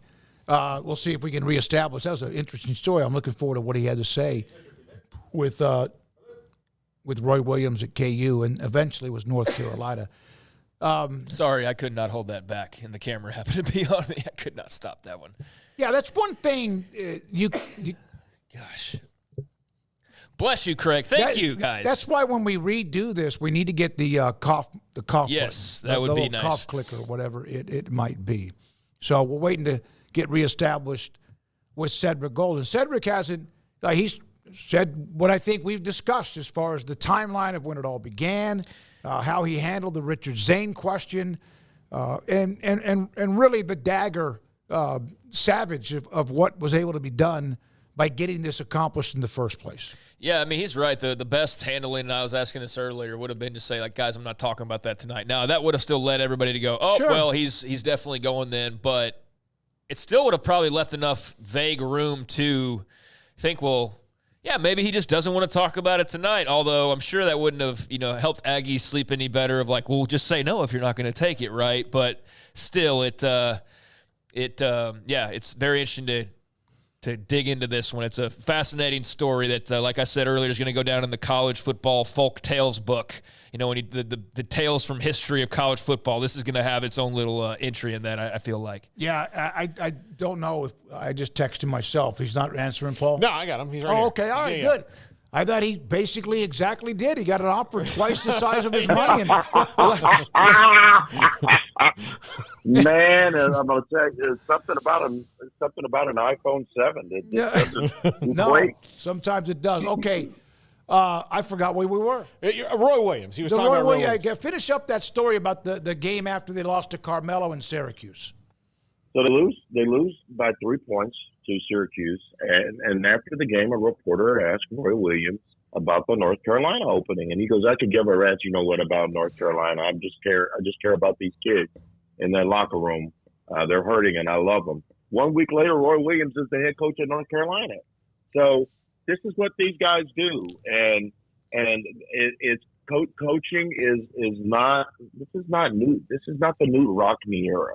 These guys are millionaires, and they want more millions. And if you can find a guy that has your back and can support you in your recruiting and in this NIL thing, the buying of players, why wouldn't you want that? I'm not saying he didn't have it at A&M, but him and Del Conte are like best friends. So I felt like it was a move that he was going to make if he could make it. Cedric, obviously, a lot of players are in the portal from A&M right now. The key, like the heart of their lineup, essentially going. Do you feel all those guys will go with Jim Schlossnagle, or do you think that there might be some that scatter elsewhere? Man, I don't even know. I know that if they're not mad at him, they'll probably come to play for him. He brought his whole staff with him, and that's going to make the 2026 series in College Station even juicier. Katie barred the door for this fall, Thanksgiving weekend. I would advise the Texas bus driver to go 10 miles an hour under the speed limit. And, it's not just a university that's upset with Schloss. It's a whole city. It's a whole Aggie nation. Those people are broken. And Big Brother did it to them again. He did, and if this isn't a reminder of how Texas views Texas A&M, announcing David Pierce's firing on the day of the championship game, really? Of all days to announce it, it was crazy. And so I think Chris Del Conte just doesn't care about perception, especially perceptions in College Station. He believes that he's got the formula to put Texas back on top in the major sports, football, basketball, and baseball. And from what I'm seeing, he's making all the right moves. If you told me that Schlossnagle would be coaching Texas this time next year, I would tell you that's a huge upgrade over a very good baseball coach in David Pierce. Yeah, Del Conte seems to be the right leadership that they had been missing for a while, and also the right time, I mean, to really flex all of Texas's muscle with the resources that they have in this era where those are a lot more valuable, not so much behind the scenes, but, like they're working with a lot of ammo right now, Cedric, and he's hired a bunch of coaches at this point. I mean, I know there's been other hires this offseason, in golf, for example, but who's on staff now looking at Chris Del Conte basically handpicking elite coach after elite coach and delivering the message of, like, we're going to be the best at everything? Like, who's looking over their shoulder and needing to perform, do you feel like, amongst the Texas sports now moving forward that haven't been addressed lately? What sports on campus are looking over their shoulder? Yeah, what coaches are like, well, I better step my game up because there's an elite bar that must be met, and that's been very clear by how Del Conte's maneuvered.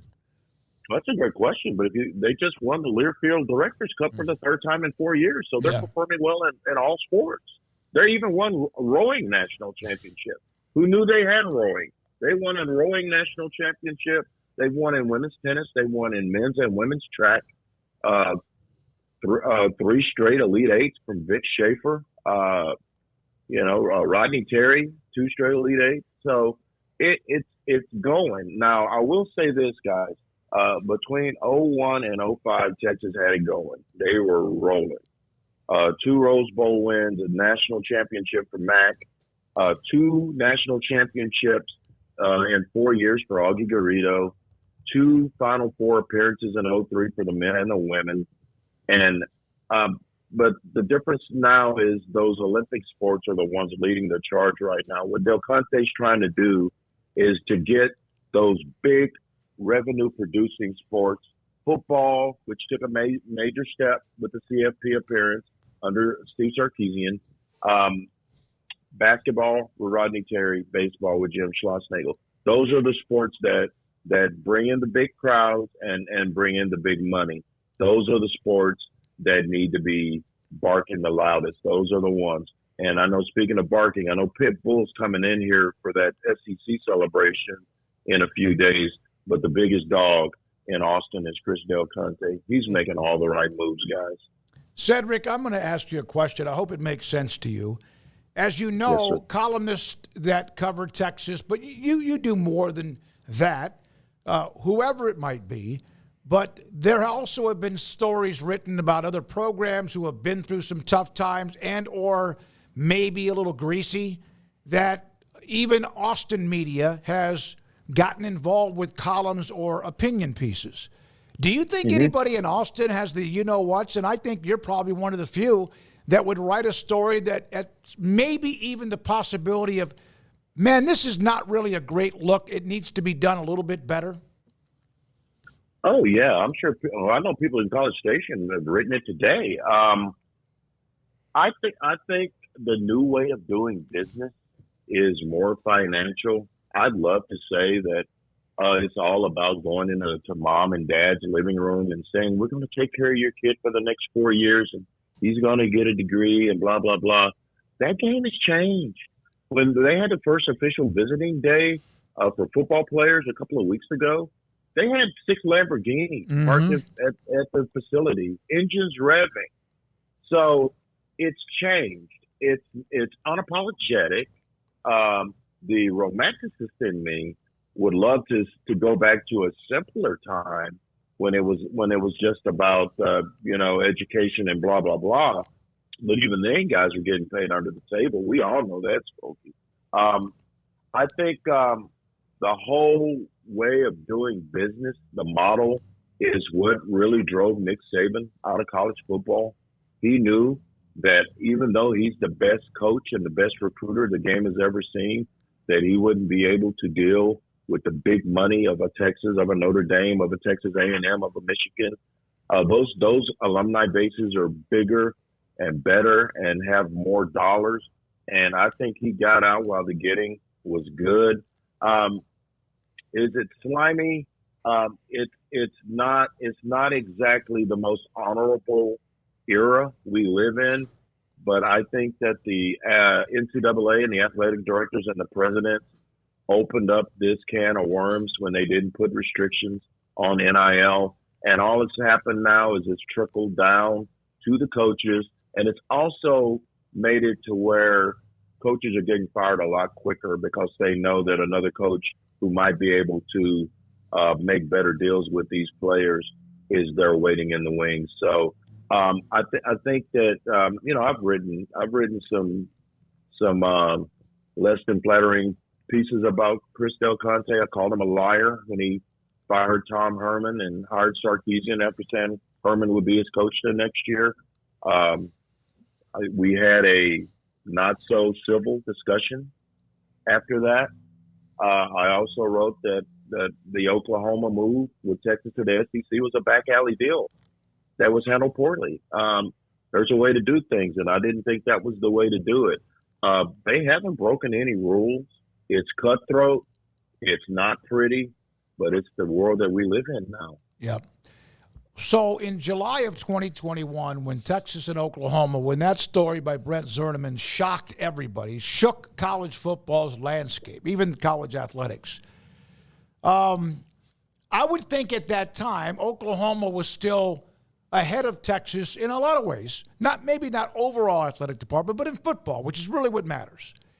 Yes, sir. And then about that time, you start to see changes in college athletics with the NIL, transfer portal, et cetera. Do you feel like the timing of that could not have been more perfect for Texas to perhaps be in a better spot now on July 1st than people thought when that story became real? It's a great question, and I think you're spot on, David. I think that Texas, when they hired Sark, hired a guy that they hoped would lead them to special places, but he had a checkered history. I mean, it didn't end well in USC for well-documented reasons.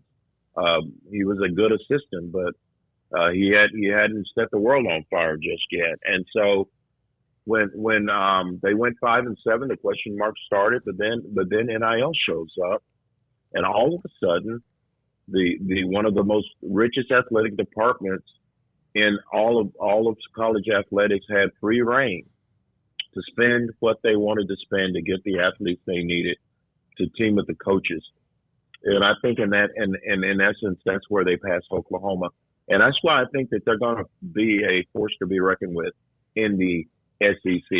Are they going to go in there and set that thing on fire? I don't know. But they've got a coach with 3 straight top 5 recruiting classes, and they've got Fort Knox at their disposal.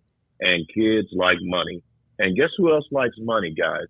The parents of the kids, many of whom are not from great backgrounds financially. So to be able to help mom and dad out and play at Texas and know you're going to be in the SEC, I think that the timing could not have been perfect. I don't know that it's lightning in a bottle, but I think a lot of things are falling into place for Texas, and they're going into the SEC totally. They're going to be respectful of who they're playing. You can't help but be. It's Georgia, it's Alabama, it's LSU, it's A&M, it's Florida, it's Tennessee.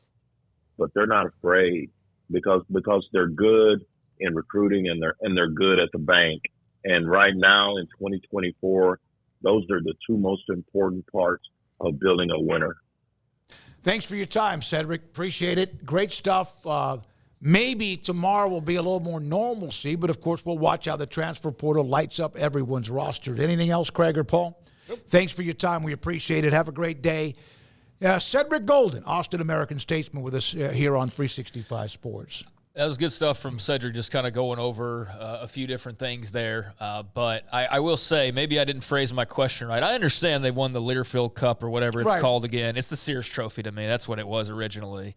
But you can't tell me that, like, Rodney Terry doesn't have to feel some pressure of, like, you have to perform. Like, there is no room to not be elite, basically, on Chris Del Conte's coaching staffs now. I mean, I think that's been indicative of the moves they make so far, that he wants top of the line. And I know Rodney Terry was his hire, but, Cedric pointed out, the Learfield Cup's great. It's also like 30-something sports that are all combining, and they're very good across the board. But I guess my question was, like, is there anything that's not quite up to snuff? And basketball's made the tournament the last couple of years, but He bowed out in the round of 32 last year, which maybe that's good enough. Like, look, Scott Drew's had trouble getting past the round of 32. Yeah. He's also won a natty in the last 5 years. But prior to that, the run that they went on, Chris Beard was the coach for the majority of that season. And then he got fired and Rodney Terry took over. So I'm not trying to pinpoint, like, he's the guy. But, like, I do think that maybe that's an area where, like,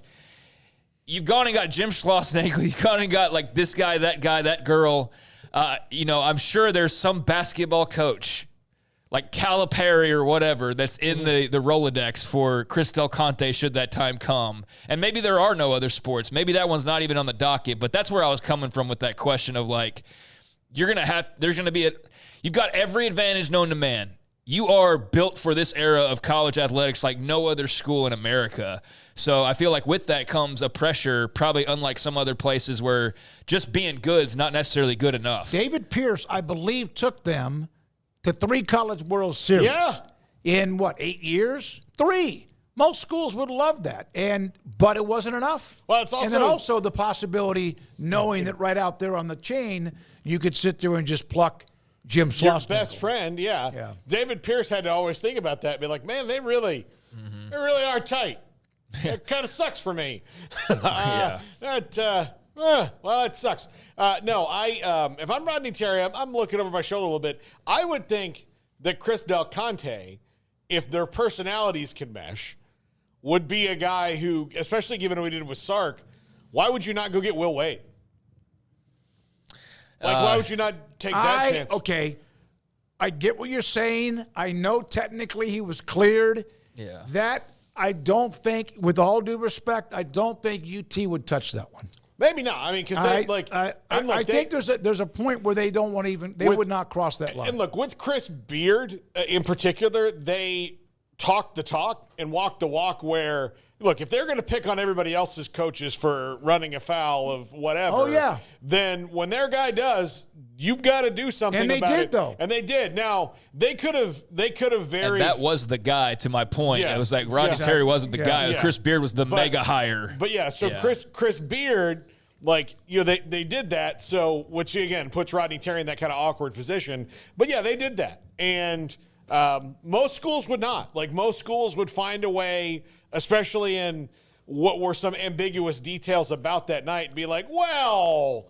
we're monitoring the situation, but, he's going to take some time away from the team, and then he'll be back in a week. And I think when you finger pointed as much as they did, then you can't But that just is more where I was coming from. For 80 years, like anytime anybody in their conference has gotten in trouble, they're the ones who told on them. So, I think that they do. I like it. Look, and maybe not because Will Wade, there's too much about him, but again, he was just rude about it where everybody else was not. Like, his recorded phone call was just, the highlight of jackassery. Yeah. But why would you, he's got his eye, I'm sure, on somebody who's a big name. Yeah, and who's to say Will Wade's the best coach that they could get? I know. Yeah, they can get better, but the dude's really good, but he fits in that Sark mold.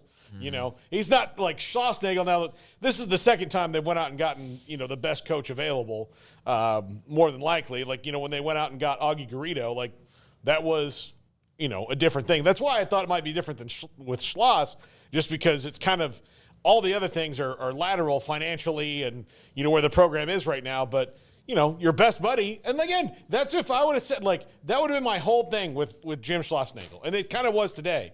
But from the beginning, I've been like, dude, this guy is my best friend. I love this guy. The only guy who would get me to leave that job was this. It just so happens he happens to be here. Okay, it sucks for the rivalry. I get it. That's kind of how we should have approached it, By the way, you need to start being in touch with a place that has kegs.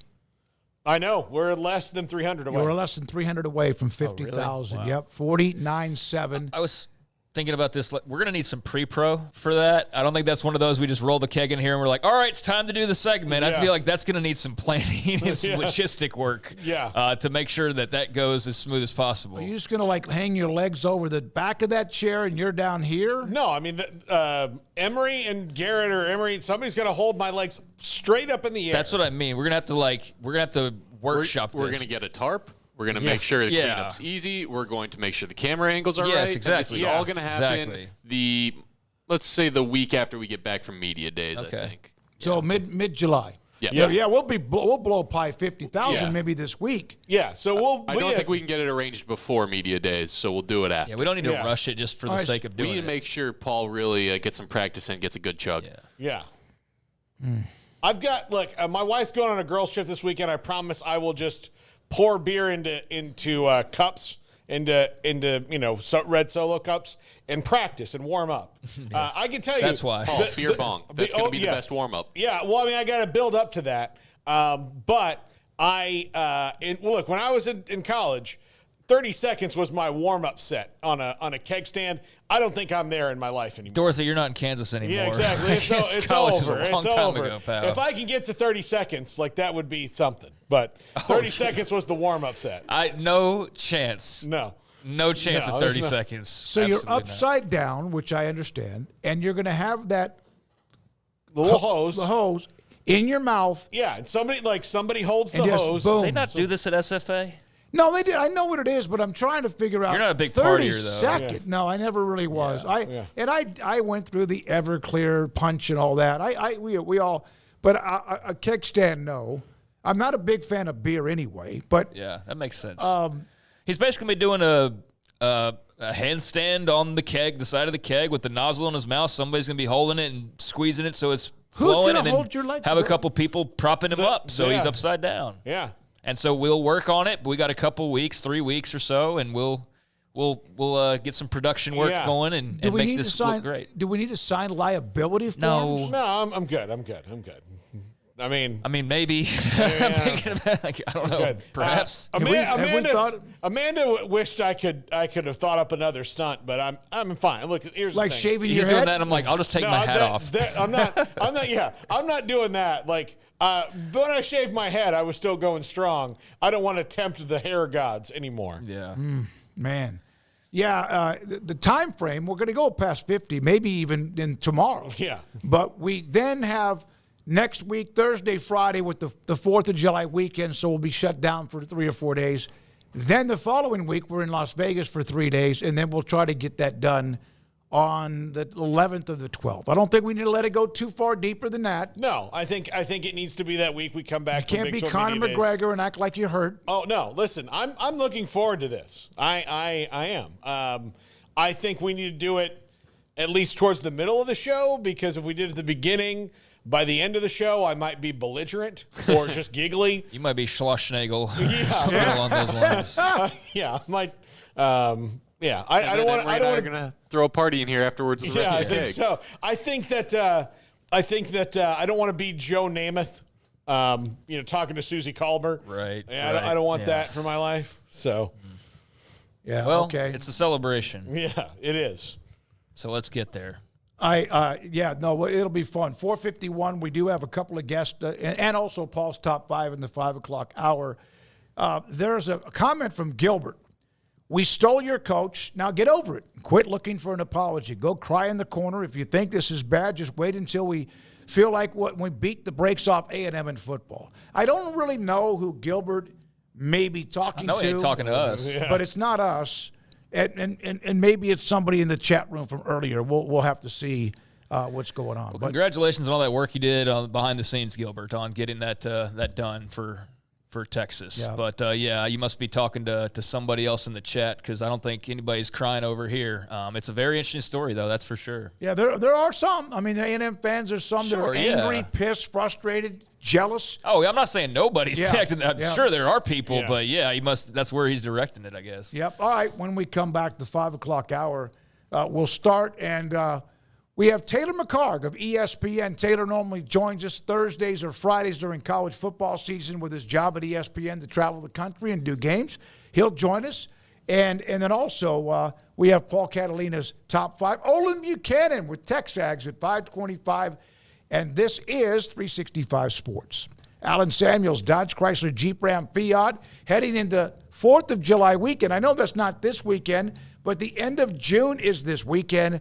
And right now they have the following available, including 2024 Ram 1500 four-wheel drive quad cab with a 5.7 V8 Hemi for $37,990 plus tax, title, and license. That's $12,800 off MSRP. 2024 Ram 2500 Laramie Crew Cab 4-wheel drive.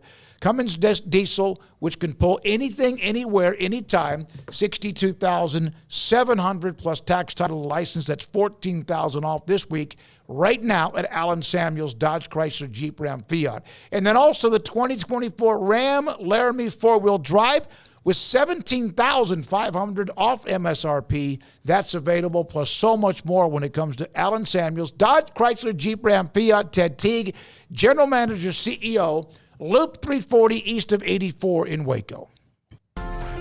Automatic Chef Canteen is a full-service micro-market vending and office coffee provider with state-of-the-art vending equipment, a wide variety of products, and offering custom-fitted micro-market vending office coffee solutions for your employee break room. You want a full break room solution and a workplace oasis? Well, Automatic Chef Canteen, locally owned and operated for over 50 years in Central Texas, also includes in-house mechanics on call 24/7 for fast, reliable service and maintenance. Automatic Chef Canteen, 6900 Imperial Drive in Waco, or online at automaticchefcanteen.com. Our good friend Brad Boozer, Boozer's Jewelers here at 365 Sports. Now, Brad, people who watch and listen to our show know I'm a double-time customer for you, engagement ring and wedding band, and you guys do that great, but that's not all you do at Boozer's Jewelers. Absolutely, and I always like to say, it's a new year. It's a great way to start the year out. Go through your old jewelry. Go through your wife's jewelry box. Go through anything you're maybe not wearing, something that's broken, something that you're not using. We do a massive amount of custom work. We can take your old jewelry, old diamonds, old watches, and we can convert it into something special for you and make a one-of-a-kind piece of jewelry. And if that's not something you're interested in, a great thing is we can turn that into cash. So we buy gold, we buy diamonds, we'll buy Rolex watches, any kind of heirloom jewelry, anything that's maybe passed down to you. Boozer's Jewelers, where do they find you, Brad? We're at 1025 North Valley Mills Drive, right on the corner of Lake Air Drive and Valley Mills with the big clock on the corner. This is 365 Sports. The Sikkim 365 app is brought to you by Allen Samuels Dodge Chrysler Jeep Ram Fiat. Come by, let's be friends. Appreciate your time as always today. Both two players for Baylor, by the way, Jacoby Walter and Yves Missy, both in the green room tonight for the NBA draft. Wish them the best of luck. Both very good players. Missy has this like almost untapped. He's very raw, but we could see it at times. Jacoby Walter, one hell of a player. And both of them at times, because they're true freshmen, Missy not playing as much even before Baylor, they were up and down at times, but they seem to be who will be drafted somewhere in the top 15 or 20, which you hope they don't have to sit around past that. They have a great opportunity tonight to continue a streak that Scott Drew's built up now these last 3 or so years of putting guys in the first round and just getting guys drafted, period. They're on a really nice historic run for the program. Never had success like this in the NBA draft, so that's cool. And I was trying to find a green room list. Colorado, I know I mentioned earlier that they had a very nice run last season and a little run in the tournament, but they've got a number of guys who are being projected to get drafted. Tristan Da Silva being one of those. Who are a couple of the others? Cody Williams, KJ Simpson. So, yeah, Colorado had themselves a squad and expecting some guys to get drafted either tonight or tomorrow. And then you've got like Johnny Furphy from Kansas, Kevin McCullough. And outside of that, I don't know what the odds are, the likelihood is for a lot of the other guys from the conference or guys coming into the conference. But, I was trying to find the green room list, and Cody Williams from Colorado's in that, as well as the Baylor guys. Tristan Da Silva from Colorado's in that as well. So that's about it, I think, though, as far as it comes to the Big 12. Yeah. He's there. Murphy is? Okay.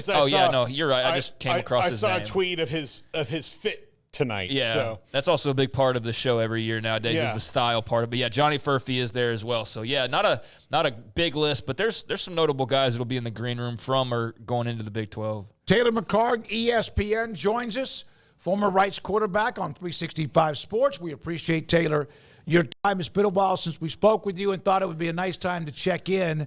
And what a year it's going to be. There's not as much, although it's there, talk about conferences changing, but conferences do have new blood. The Big 12 has theirs. The ACC has theirs. So does the Big 10 and the SEC. How much do you look forward to them actually being in those conferences rather than talking about them that they will be? Yeah, well, first off, good to be back with you guys. Look, I think I've already caught myself a couple times in the last week or so where I've mentioned the team and I've gotten the conference wrong. And number one, it's just going to take some getting used to. I think the matchups on a week in, week out basis, it's going to be a ton of fun. And I think about the Big 12.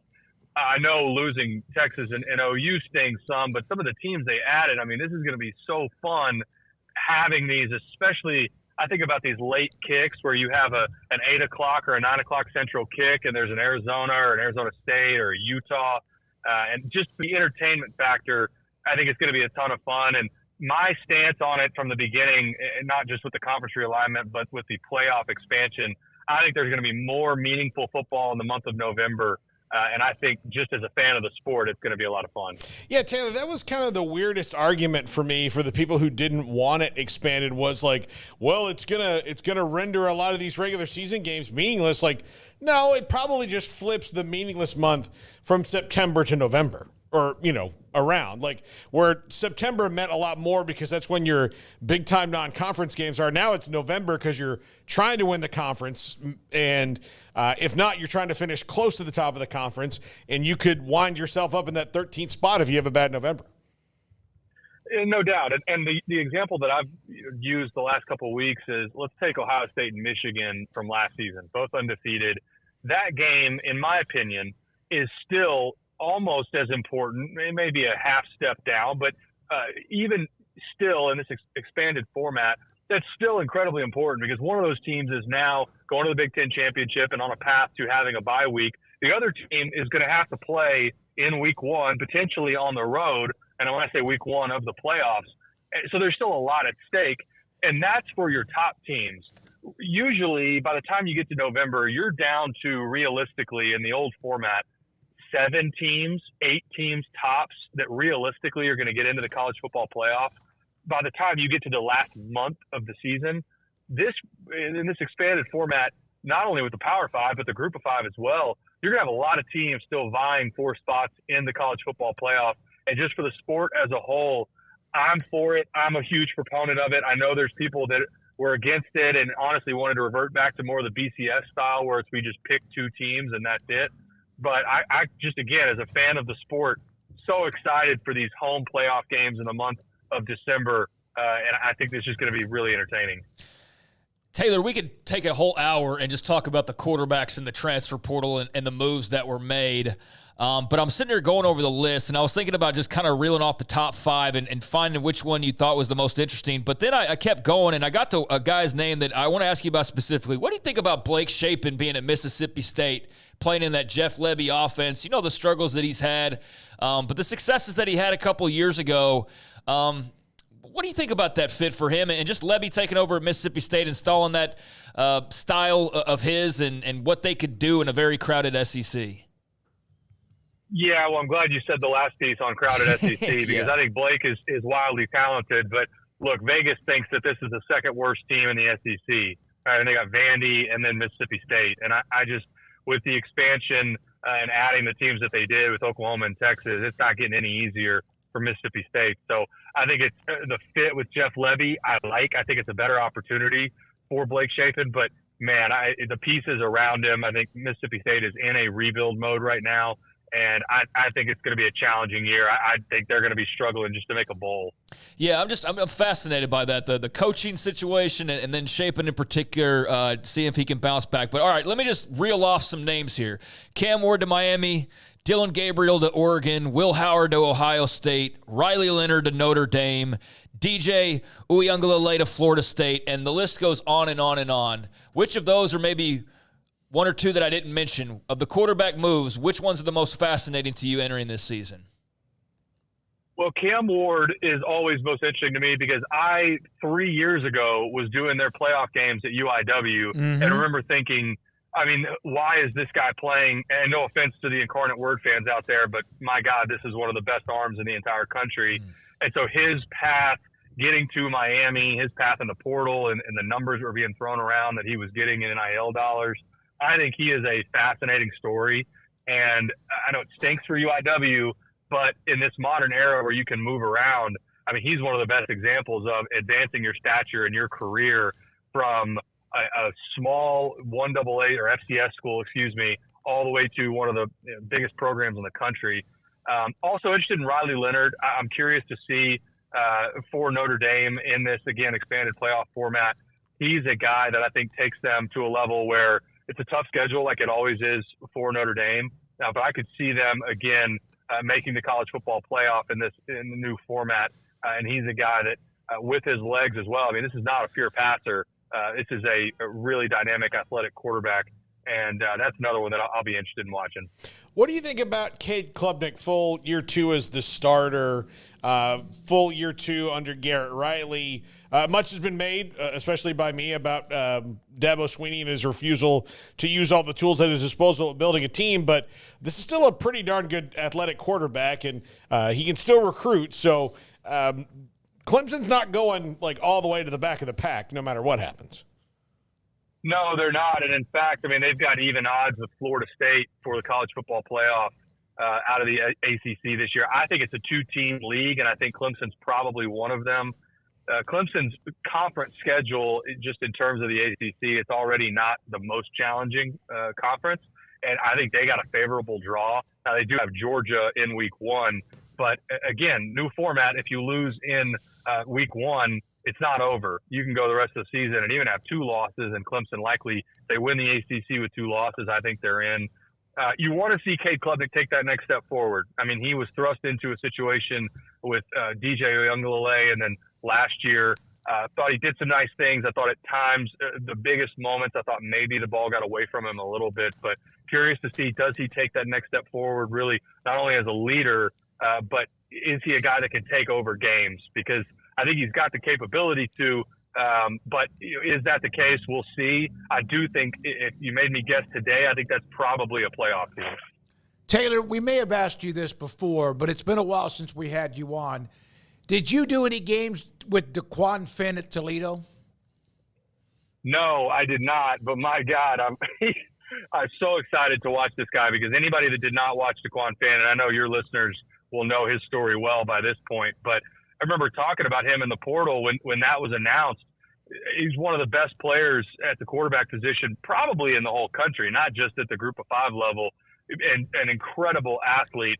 And what he does with the ball in his hands, I think, is really going to be exciting for Baylor and Baylor fans. And I did not have one of his games, but just watched him from afar and have been a fan for a while. Taylor, the obligatory, how excited are you for the college football video game question?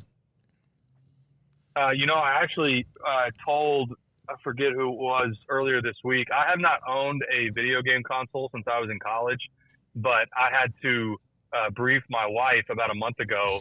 I was like, look, I'm trying to figure out, I'm going to buy a game console. Number one, I don't know which one I'm going to get, because I don't even know what you get these days. And number two, I don't know where in this house you're going to let me have it, but I'm letting you know now that I'm buying a game console. So I'm pumped for it. I mean, the last time this game came out, I was on it. So it's been a long time. Okay, go ahead. Was that, I mean, I know now everything's, I mean, it's college sports. Everything's always been about money anyways. But, it very much is now on the forefront. But did it cross your mind back then of like, I should be getting compensated for this? Or were you like, holy cow, this is just awesome that I'm in a video game? Just sort of where was your head at that point? And now being older, looking back on it, like, would you have viewed it any differently if you could? Well, at Rice, I think we probably had I had a little different perspective than maybe, it wasn't like we were playing at Texas where it was like, I probably should be making a little extra money here. But I did, even the video game back then, I did think, man, maybe we should get some sort of payment on this thing. But no, my memory from that video game was every year that it came out that I was on it at Rice's quarterback, it was like clockwork. The game would come out, and for like a week, it was like middle school and high school boys would tweet at me and be like, I started Dynasty mode and you suck on this video game, and so I got to restart my season all the time. And I'd be like, guys, number one, why are you doing Dynasty Mode with Rice if you're not doing a creative player? Get me out of there and restart this thing. Oh, that's great. You could also, back in the day, just make you better. I mean, if you Yeah, wanted to, like, or that. Yeah, I mean, just, you know, oh, good. Guess what? Who runs the option really good now? It's Taylor McHargue. Who knew? Yeah, but juice those stats to 99 across the board. I mean, what are we doing? Yeah. So I'm in a similar situation. I've also had to negotiate with my wife on this, and we're not to a final resolution, but keep me updated how it goes for you, so I can, we can workshop ideas. Yeah, I will, absolutely. I'll let you know what my setup ends up being, and we've got a little closet under the stairs that I think it's possible that's where I end You're up. You're gonna just Harry Potter, yeah. That's right. It's very likely that's where I end up. So we have to ask, so what was her initial reaction when you brought that up? I think she thought I was kidding, but I had to sell it as number one, I want to play the game, but number two, it's good prep. Whatever game I have that week, I'll tee that up, and that didn't help my argument that much, but we'll see. Yeah. When you look at the Southeastern Conference and who they have at quarterback, with obviously Beck and Ewers and Milroe, and there's others, of course, that are highlighted names, is there somebody in that conference? We brought up Chapin and Mississippi State, but they got a long way to go. Is there somebody else in that conference that you're intrigued by as a quarterback? You know what I'm intrigued by is what happens. The University of Texas schedule, if you haven't looked at it, I mean, you've got Michigan on the schedule, you've got Oklahoma, A&M, Georgia. I mean, their down weeks are Florida and Mississippi State. So, I mean, this is as challenging a schedule as Texas has maybe ever had. It's been a long time. I'm really curious if in the early part of the season, if there's either an injury to Quinn Ewers or there's any turbulence, how do they handle Arch Manning? Because they were able to skirt around it last year, and there was no controversy. But for a guy that took you to the college football playoff, there is enough there behind the scenes, and certainly with the backup that they have in Arch Manning, if there's any turbulence, or if Arch has to come in off an injury to Quinn Ewers and plays well, that's just something that you always try to get your quarterback through the season. But in a potentially 15-game season, if anything goes wrong or anything happens, I think that has the making in Texas' first year in the SEC to just be something to keep an eye on. Do you think that our national championship game we got last year of Washington, Michigan, is potential for two teams that may not even get close to making the playoff, given how much they both have changed roster-wise this year? No, absolutely. I mean, Michigan, I forget what the percentage was, but I think it was less than 40% of their production as a team is back this year. New head coach. I mean, you're effectively starting from scratch there. And Washington, same thing. I mean, look at the production and obviously head coach as well, and Kalen DeBoer. It's a completely different roster for both of these teams. And, oh, by the way, for Washington especially, new conference, I think the pendulum in the Big Ten swings back in the direction of Ohio State. I think that may be the best team in the country. So, yeah, absolutely. I think that may end up being two teams that not only are they not in the college football playoff, but, they're hovering somewhere just above 500, both of them. Taylor, where was the toughest place you ever played? I know you saw that list. I brought up the video game, had fun with that earlier. I saw you make a comment on your Twitter about Kyle Field, which was number one in that list. Granted, it's for a video game, but it makes for especially interesting fodder this time of year. So what would you say about, I guess, your thoughts on that, but the toughest place you ever walked into? Yeah, I mean, Kyle Field was the toughest place we played, and it was when Johnny was suspended, and it was, they were just loud most of the whole game. We were beating them for a while in the first half, and that upset them for a little bit. But when they came back and Johnny came into the game, just volume nonstop. It was unbelievable. And the point that I made on Twitter and that I stand by is when you look at the Aggies and when you look at Kyle Field, across the board, it doesn't matter really who they play. They bring that intensity every week because it just is ingrained in the culture, and that's what they do. They make a ton of noise, and they stay for the whole game. there are individual examples. If you go to Death Valley for LSU for a night game against an SEC team, that may be the best atmosphere in the entire country. But in my opinion, I don't think there's that same intensity if they're playing at 11 a.m. and maybe it's a team they know that they're going to roll. Same thing for the Penn State whiteout game. Unbelievable atmosphere. Are they bringing the same intensity for a noon kick versus Indiana? Probably not. And so I think that's where I had no argument with A&M at 1, because week in and week out, it's just an incredible level of intensity. Yeah, I made the comment when that came out. I was like, well, wait a minute. Have they been winning enough to have the – but you bring that up. But they have been 20-5, I think, since COVID at home. That's pretty darn good, especially in the conference that they play. So the broadcast that you have, and you mentioned using the game maybe to help you study. When are you already starting to like scout who you have, or do you even know what games you have yet? I am. My situation is a little different this year. I switched over and just signed a contract with CBS Sports, so they're the only group that they announce their full schedule in the summer months. And so I actually know almost all of my schedule with CBS now. And so it's a lot of Mountain West and some of the midweek stuff with Conference USA. And so, yeah, I'm going back in and was reading, and I got my Phil Steele magazine like everybody else, and reading up on Air last night because it's just a team that I don't know much about. And so you start the summer prep now. I'll doing the media days for the American Conference, get familiar with them over the next couple of weeks. And then by the time, we get to week 1, you really just try to get familiar with that first game and then get into your process for the rest of the season. Taylor, mentioning you, Kyle Field and A&M, Mike Elko takes over a program. The roster's refreshed. That recruiting class might as well, from a couple years ago, might as well have never existed. It's just a tale they will tell, and people will try to believe it like a unicorn or something down the line. Do you think, though, that by going back to being worker bees maybe more than superstars, that A&M might find a true identity again? I think from the ethos, so to speak, or the mantra that is A&M feels much more in line with Mike Elko than it did under Jimbo, where it was, we're just going to go spend a ton of cash. That model almost felt like a Miami, right? Where we're just going to go buy the team and we're going to roll and we're going to blow people out. It never really felt like it fit with A&M, and you saw some of that with guys that were coming in, getting their cash, and then they were getting out of town. I think the makeup of the team, I like the fit with Mike Elko. I mean, I think, look, this year there's certainly going to be some challenges, but is that a team that under Mike Elko expect them to see some improvement from what the last couple of years under Jimbo were? Yeah, I do think so. And then, the last one is how exciting now with all this stuff with baseball is that A&M Texas game going to be Friday, or I guess it's now Saturday after Thanksgiving. Oh, it'll be great. It was going to be great anyway, but now, it's just unbelievable, getting deeper and deeper. Yeah, what are your thoughts about?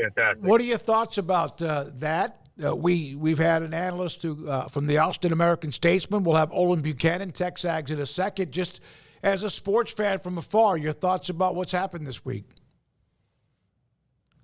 Man, it's heartbreaking if you're an Aggie fan. My brother's an Aggie, and look, it hurts. That stings about as much as anything.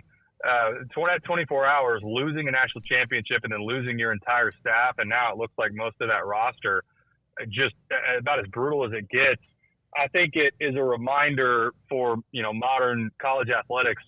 There's no loyalty really anymore for these players and coaches. Very little. I shouldn't say none, but it matters more. That loyalty matters so much more to the fans than it does in a lot of instances for players and coaches, where they're going to go where the best opportunity is for them. And if that's to your direct rival, that may in fact happen. And that may feel like, you were stabbed in the back, but it's a business to these guys. And again, heartbreaking for the Aggies. But when you trace back the relationship to CDC and their time at TCU, it makes sense on paper. It's just unbelievable how it played out. Thank you, Taylor. Appreciate it. Enjoy your summer. Good luck with that negotiation on the game and where it locates in your house. And keep us up to date so we can help Paul with his one-sided decision that won't be his. Thanks for your time, buddy. Taylor McHargue with us. Rice University quarterback and now part of CBS Sports Network. We appreciate his time. Now, when we come back, Olan Buchanan, he was at the press conference today at Austin. His thoughts about Schlossnagle and Texas, and now what's next for A&M. Is there anything left? Is it just shrapnel? That and more. This is 365 Sports. Richard Carr, Buick GMC Cadillac, they are the people you can count on for all of your automotive needs and have been for over 2 decades here in Waco and Central Texas. They are great when it comes to customer service, great when it comes to pricing, and great when it comes to just making your vehicle dreams come true. It's getting hot outside, summer travel's going on, you're maybe going across the state, across the country, whatever the case may be with family or friends, and you want to have peace of mind when you're traveling. The last thing you want is to be on the side of the road, it's 1,000 degrees outside, and your car's finally broken down for the umpteenth time and maybe the last time. So have that peace of mind of having the AC blowing and everything working properly, all the bells and whistles as well with the latest technology. Get into a brand new 2024 GMC Yukon SLT right now and enjoy years of comfortable summer travel. That's just one of the options they have for you. They're also loaded with other GMC models like Sierra trucks with more on the way. You can save over $10,000 right now on the Sierra trucks in particular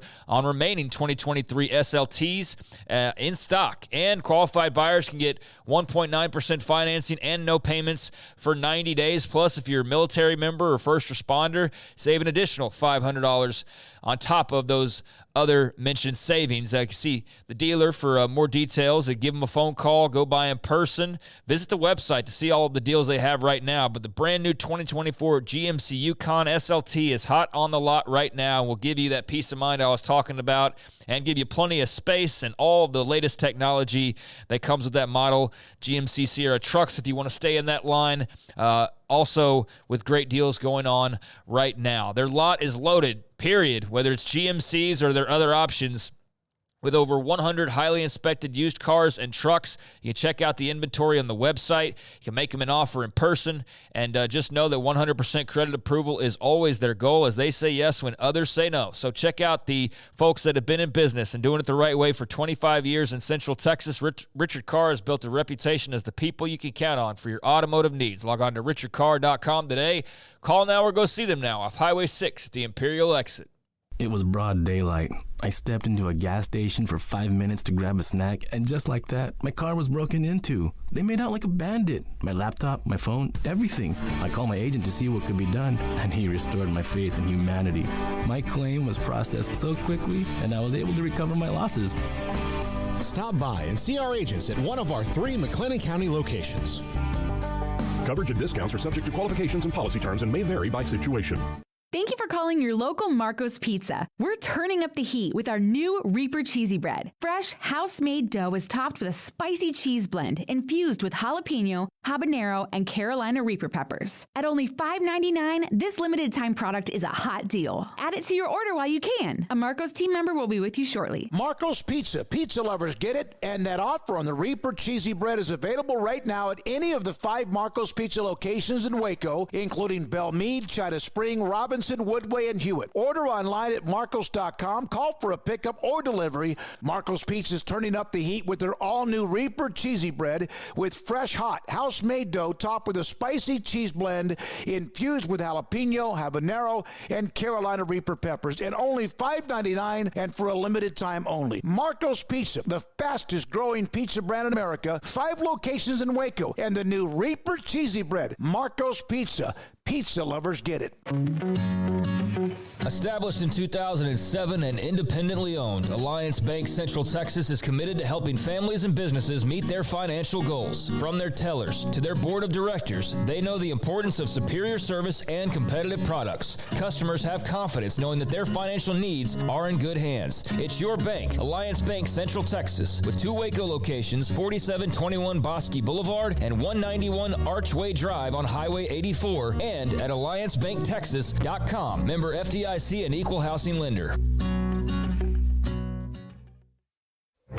Stepping into a new pair of boots is great, but stepping into the boots of a U.S. Army officer can also add confidence and leadership skills to your son or daughter's career path. There are more than 150 occupational specialties to help them find the best fit for their future. See all the things your son or daughter can achieve in our boots at GoArmy.com.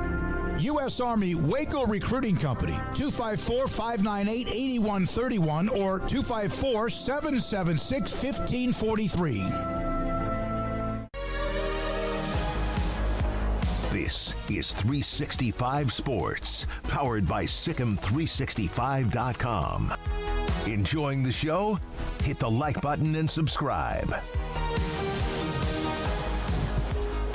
We heard from Cedric Golden, Austin American-Statesman, about an hour ago. We, of course, opened the show with some of the video of Jim Schlossnagle in Austin, and it's been part of our show for 3 consecutive days. Olan Buchanan, Texags, with us on 365 Sports, also was at the press conference. His question is the one, in fact, a couple of them that we aired earlier in the show. Olan, thank you very much. There's rivalries, and then there's savagery. Well, how would you describe what's happened? It says, I stole that, I think, from Cedric Golden without knowing about it. Your thoughts about what's been going on? Gosh, my thoughts. I think that Jim Schlossnagle becomes the Texas A&M version of Judas and Brutus and Judas, Brutus, and Schloss. They're like 3 of a kind. It's one thing if you leave to go to Arkansas or Oklahoma or even Baylor, but to leave A&M to go to Texas, and that would be bad enough. Think about it. I don't know what your allegiances are now, but it seems like when we were hanging out back at Tyler, you were a big Nebraska fan. Yep. What if on that Nebraska's playing in the Orange Bowl for the national championship, you find out Tom Osborne's talking to Oklahoma, and then the next day he leaves for Oklahoma. There's so many levels of outrage in that, in the story, but it's college athletics, and tell myself never to be surprised by anything involving college athletics and never believe anything you hear when it involves college athletics. Olan, this more than likely did not get done over a couple of hours after A&M got done. It's been discussed widely in the college baseball community. I'm sure you guys have heard the rumors. How much did you guys believe it or not believe it? And, where did it direct your reporting on that? Because it's got to be a confusing situation when you've got Jim Schlossnagle, his best friend's the AD at Texas, but, he's got everything he wants at A&M except for his best friend. Like, all those things are very confusing when you're trying to talk about him potentially leaving. Yeah, my best friend, Cedric Golden, and he lives in Austin. I live in College Station. In fact, I wrote my column from his house. I don't feel the need to have to live in the same town as him. But that said, it becomes very confusing, especially when you hear things. We've been hearing things, especially Billy and Ryan Broniger and Richard Zane, who cover directly baseball for us, and they heard things going on as early as, I guess they said when A&M played Georgia. I don't have the schedule in front of me, but it would have been in May. You bring it to somebody's attention. No, there's nothing to that. Oh, coach, you sure? No, I'm fine here. And then it gets all the way up to Monday. Of course, the story never goes away. And that, at first you think, well, that's Texas being Texas, but it never goes away. And then, though, when you talk, when Richard Zane, you saw it, the post-game interview on press conference on Monday night. So when someone asks the question, hey, what about it? Hey, that's a selfish question. I came to Texas A&M as a final job, and I've not changed my mind. Technically, he did not say I'm staying at A&M. Mm-hmm. But he absolutely implied he did. And by the way, he got up, and I guess this should have been a warning.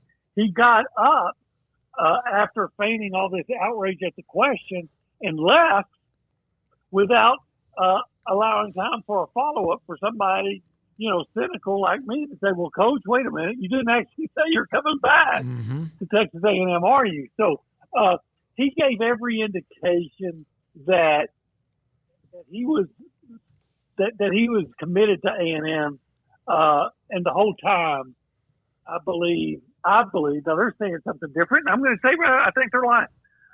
Both he and Chris Del Conte, I think they're lying. I think they've been working behind the scenes for several weeks. What did you think of his apology towards Richard Zane earlier today? I think it was nice. I wonder how sincere it was, and I wonder if it's because he felt bad about Richard, who, by the way, they always had a good relationship. In fact, Schloss had given him the nickname Big Shooter. But I have to say, he gives an apology, but then starts, quantifying it. Yeah, the game was over with, and so he goes right back to that. I think it's basically, if he didn't realize that it was brought to his attention that he's looking like a major league ass on a national stage, and so he felt the need to apologize. Olan, with the if the rumors were out there for a month or two, how much do you feel like? What was it, a part of the message boards at TexAgs, or was it something that because it was such a successful, almost dream season, there wasn't going to be much to kind of interrupt that?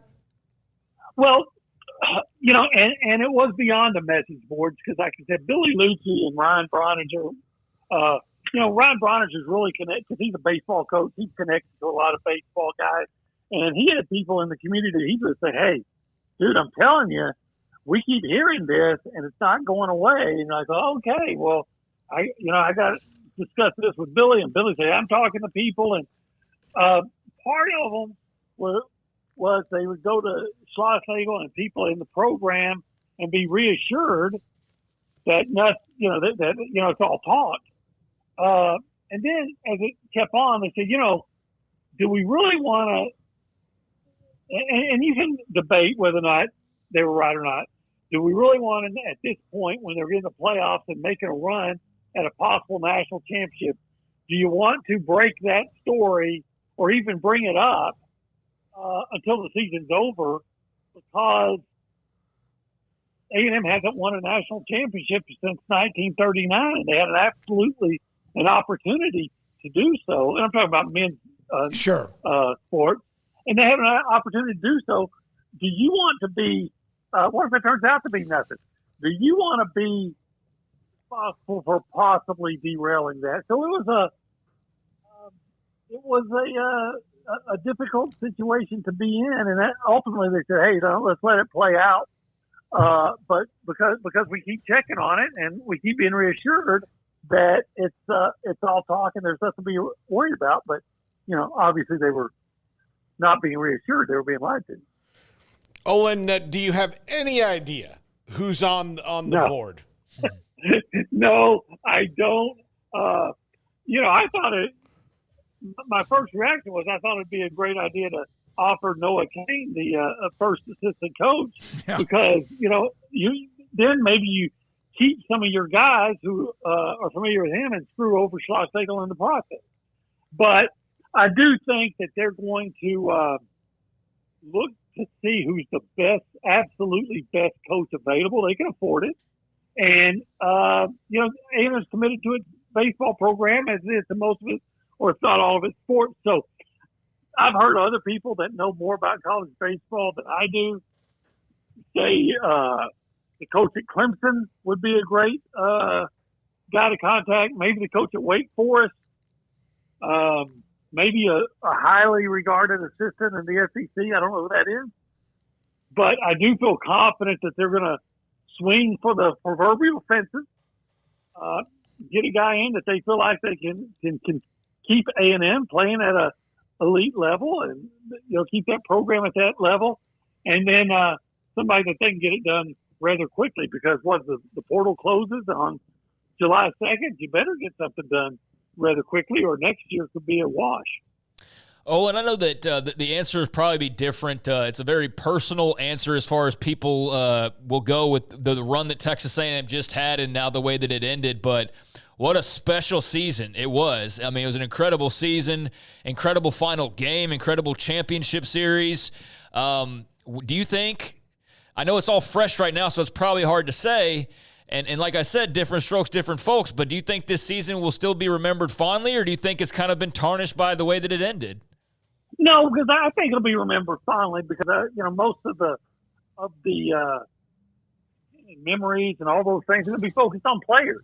They're going to be focused on Braden Montgomery coming in and playing great and hitting a bunch of home runs, and Jay Slavalette and Caden Kent coming in when Braden was hurt and hitting a grand slam to beat Oregon and playing so well in the championship game, and Evan Oschenbeck being the best relief pitcher, and Brian Prager coming back from Tommy John surgery to be pitch at an All-American level, and a freshman Caden Sorrell robbing a home run against South Carolina to help you win, and all those kind of plays. I think that's whatever. It was a great atmosphere at Bluebell Park every game. They were playing Latino music anytime Ali Camarillo came to the plate.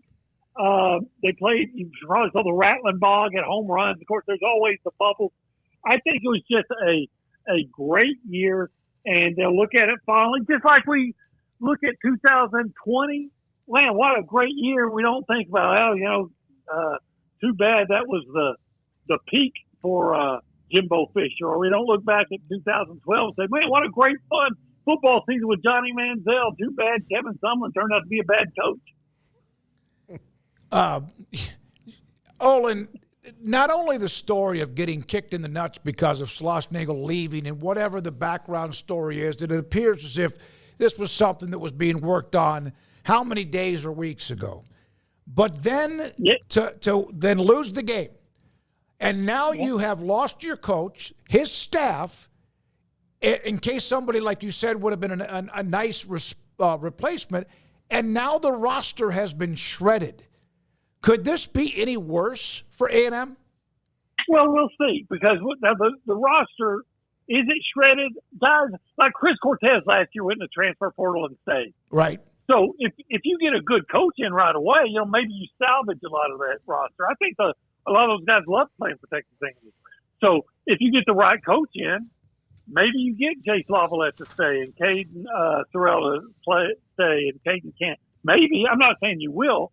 But if you lose all those guys, it could be the absolute worst case scenario where, it's an absolute disaster. But you also got to consider, like, let's say you get, and I don't even know the Clemson coach's name. Let's say you get the Clemson coach.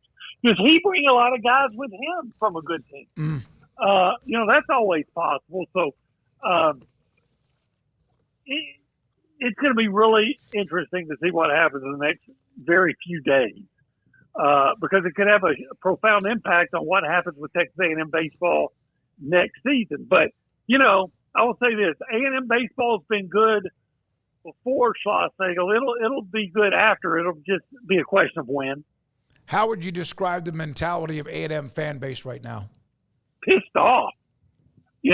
I mean, it's like, what if your spouse left you for your worst enemy, right? It's really anger. They would have been anger anyway because he went to Texas, but it's especially anger because he went to Texas and they feel like they were lied to up until Monday night. Mm-hmm. So, it's bad enough that someone does you bad, but man, when they're lying about it, and now, now there's a story, and at this time, David, I don't know how factual it is, how much legs it actually had, but now there's a story coming out that a former player is accusing them of they were recruiting against A&M while coaching for A&M and being paid for A&M. So we'll have to see how that story works out. Is that the one where the burner phones were brought up? Yeah. Whether it's true or not, we don't know. Yeah. Well, we don't know. But what if it is? I mean, then you wonder, does the NCAA get involved? Probably not. They don't get involved with anything anymore. Does Greg Sankey get involved? Probably not. He doesn't seem to care as long as a lot of money's coming in. Does A&M have a legal basis to sue if that's all true? I don't know.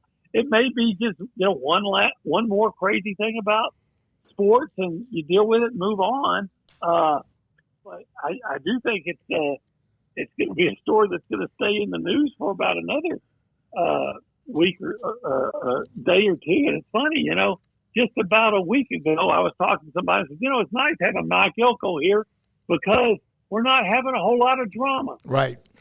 Now we got a whole lot of drama. How much pressure is on Trev Alberts? That's a great question. I don't blame him for Schlossnagle leaving. Schlossnagle made it sound like, again, I think things were going on. Now, I think Schlossnagle might have wanted a different athletic director, maybe a friend of his, and, maybe that played into it. But I think I don't blame him for that. But I think look, baseball is the second most popular sport at Texas A&M. You can't deny it.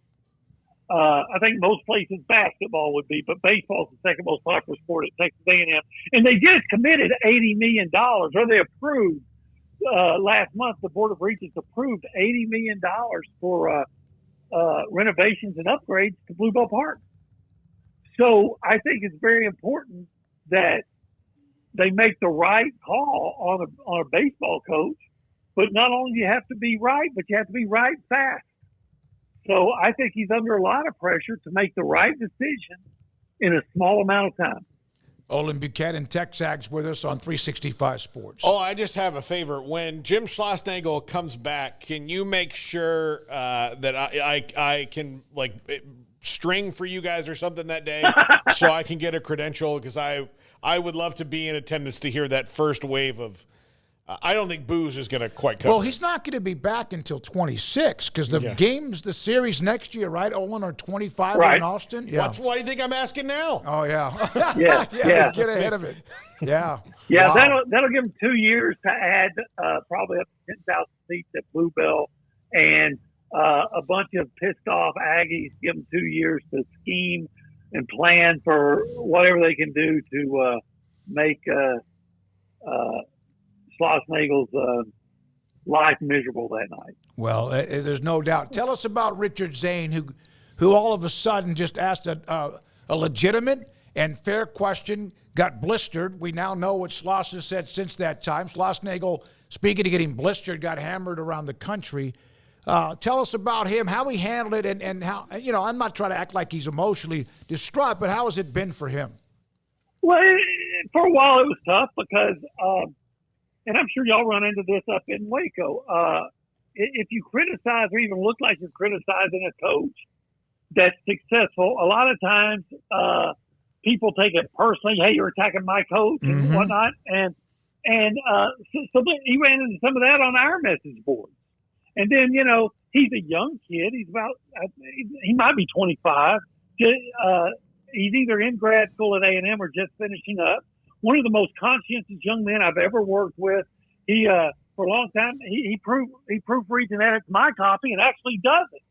He doesn't just run it through the spell check and say, okay, it's done. He actually does. He's a very conscientious kid who loves baseball and has done a great job covering that team. And like I said, I had a great relationship with Schlossnagle, and he asked a question that needed to be asked. And he got skewered for it from the coach and some fans. Now, a lot of the fans have come back and apologized to him as well they should. And quite frankly, I told him, look, his feelings were hurt a little bit. And I get it. I said, first off, if you're going to do this business, a lot of times you're going to be the bad guy, even if you're really not. And secondly, embrace it because you know what? Every editor that might be looking for a writer everywhere is saying, I need a guy like that who will ask the tough question in that tough setting. He's kind of at least for a little while, he's getting his 15 minutes. He's a celebrity right now. If you would have had a chance to follow up Schloss's answer, as you mentioned, what would you have said? What was the question you have asked? Same thing I said to Jimbo Fisher when we had a similar conversation when LSU was supposedly interested in him, like in 2021, and he gave one of those non-committal answers. And I said, Coach, forgive me for not understanding, but I just need clarification. Are you saying you will be the head coach unequivocally at Texas A&M next season? And, put it so blunt that they have to answer. But he's a young kid, and I'm a grizzled old codger that has been through this a million times, just like you have, David. So I guarantee if Richard ever finds himself in that position, he'll probably be quick with a follow-up to say, are you saying that you will be back? And put it on the coach to actually have to make where he can't dance around it with some fancy footwork or, open-ended quotes. Thank you, man. Appreciate your time with just kind of the insight from your perspective, being there today and watching this thing unfold the last couple of 3 days. Thanks for your time, Olan. Great to talk to you again. Have a great day. All right. Thank you. Olan Buchanan, TexAgs.com with us on 365 Sports. Yeah, well, I mean, Schloss bolted out of there because he knew that, like, the next question probably is. It's like, Coach, so that's a no, right? Yeah. And then it's like, well, no, out the door. Yeah, I just came across this. There's so much conversation about this, but I had to share this with you guys. I came across a random Texas fan who was responding, I guess, to somebody ranting about the move by Schlossnagle, and this guy's like, it's just business, haha, like having fun with it, very much Texas fan. So I just randomly click on the profile just to see, and the pinned tweet is a dude in a canoe and the quote of, I love real people who say what they mean and mean what they say. No fluff, no lies, and no pretense. Is that just the perfect description of people on Twitter? Yeah. It's just business. Like, get over it. And then your pinned tweet is talking about real people who say what they mean and mean what they say. Man, that I just had to share that. That was just awesome. too perfect. Yeah, and one of the things is, again, the difference between somebody that might have attended. Listen, I'm a Nebraska fan. I never went there. But how many are of the ones who are enjoying this the most? There's UT fans, alums. They're enjoying the hell out of this. They should. They should. But how many of the ones barking are also the T-shirt fans that probably outnumber the alums and donors, which is part of what I don't know. I don't think that's a necessary road to go down, honestly. Yeah, but no, I think that they should enjoy it. They should enjoy it. Yeah, of course. But I think the thing is, don't pretend like it's something. Don't just do the party line. Be like, yeah, not only do we get your coach, we've been working on it for months. Yeah. Months. Yeah. Would be a great investigative piece by Donata. Wasn't Don Van Natta? Don Van Natta, yeah. He would do great with it. Yeah. And look, I've heard some things, from people I trust that are connected that, makes me believe wholeheartedly that months ago, you just heard Cedric Golden say, you don't think after they got rolled by UT Rio Grande Valley that there wasn't conversations? Yeah, there were. So, it was not a very well kept secret, but I think a lot of people, and look, I fell into this, just was like, and part of it was just buying Schloss's, I'm all in or whatever. Now, I did find a clip the other day or yesterday of him. He was very mad after a game where his team got booed when he first got there, and he was talking to the TV reporters like, I thought there was supposed to be some kind of Aggie loyalty here. Now, look, if you think you're going to roll into Austin and, go on a losing streak and they're going to be like, it's okay, we believe in you, that's not going to happen. You're trying. Yeah. No. No, because we mentioned this. Ask Rodney Terry how his life is right now. The ones who are replacing a coach that just left, for the most part, that program is very successful, but not at the level, for example, of not just getting to College World Series at Omaha, but winning it in the 8 years or so. Look, Rodney Terry has the benefit of Texas hasn't won the NCAA championship in basketball. It's not something that they've ever tasted. They've gotten outside and they were in line before the restaurant ran out, but they know how Omaha tastes. They know how a college football championship tastes. They pretty much know how everything does, except for that. So that's why maybe Rodney Terry has a little bit more like buffer zone. But when it comes to baseball, they're serious about it. It is the second most popular sport there, too, and for a reason, because of Gustafson and Garrido before him. And David Pierce took them to 3 College World Series in 8 years, and you would think he went 0-39. Yeah. The loss to Rio Grande Valley, that probably was like Charlie Strong when he lost to KU that year. All right, when we come back, Paul Catalina and his top 5.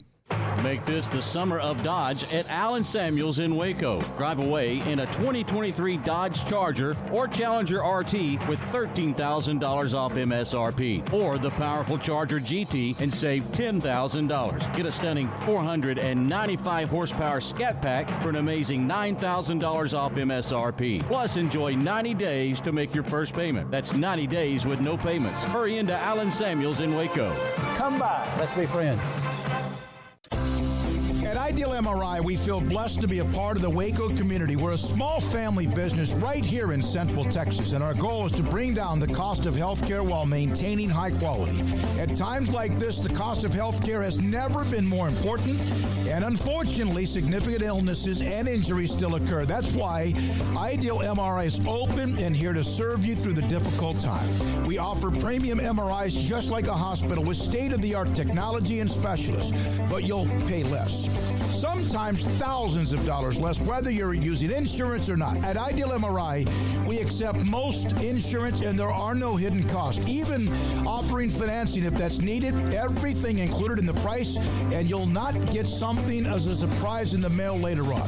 If you need an MRI, ask your doctor about Ideal MRI. They'll know. You can schedule an appointment safely from home online in minutes at idealmri.com or give us a call, 833-IDEAL-MRI, idealmri.com. TFNB Your Bank for Life is the official local bank of Baylor Athletics. Find out why more Central Texas are making TFNB their bank for life. Sign up for our Edge checking and savings accounts to earn interest or cash back. With 5 convenient locations and an award-winning mobile app, banking has never been easier. TFNB Your Bank for Life. Member FDIC.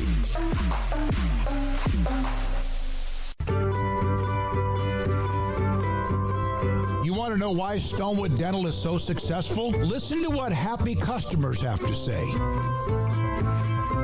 Pleasant. It's different than any other dentist office. I really feel like they care. And it's not that you're here for 2 hours waiting on someone to take care of you. It's quick and easy, and I bring my kids, and my kids love being here too. They really love the treasure box. Staff is really nice and accommodating, real friendly. You feel more like home. It's not sterile looking. Everybody has their own personalized rooms with decorations and decor, and they'll even have a blanket for you when it's cold. I've recommended people to actually come here, and they are patients now. I really love it here. It feels like family. Learn more, stonewood-dental.com.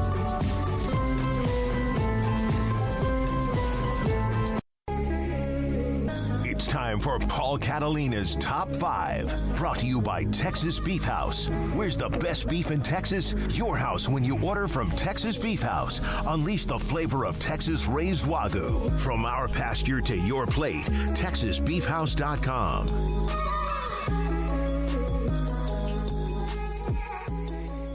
Ciao bella.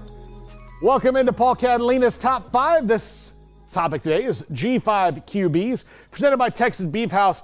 Please support Texas Beef House. Go there, TexasBeefHouse.com. The best in Texas-raised Wagyu beef. Use promo code SICK'EM10 to save 10% off your order at checkout.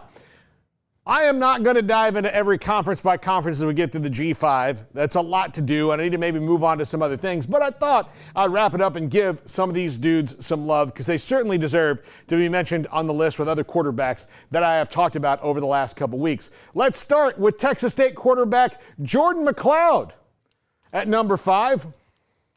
He was the Sun Belt Player of the Year last year at James Madison, did not follow his coach, Curt Cignetti, to Indiana, and Texas State's had kind of a tumultuous time over the offseason and deciding who their quarterback was going to be under G.J. Kenny. It was T.J. Finley a year ago. He got some big wins and played well for them, but wasn't really on the same page with the coaching staff. He moves on. They bring in Jaden DeLaura, and he's got a checkered past from Arizona. Ultimately, that does not work out, and they're heading into spring maybe without their guy. But then they got a guy who I think is better than both of them in Jordan McLeod, who is coming off a career year at a school that made waves last year in James Madison and should lead Texas State to a lot of wins under G.J. Kenny in that fantastic offense that they have. Number 4, Mikey Keene at Fresno State.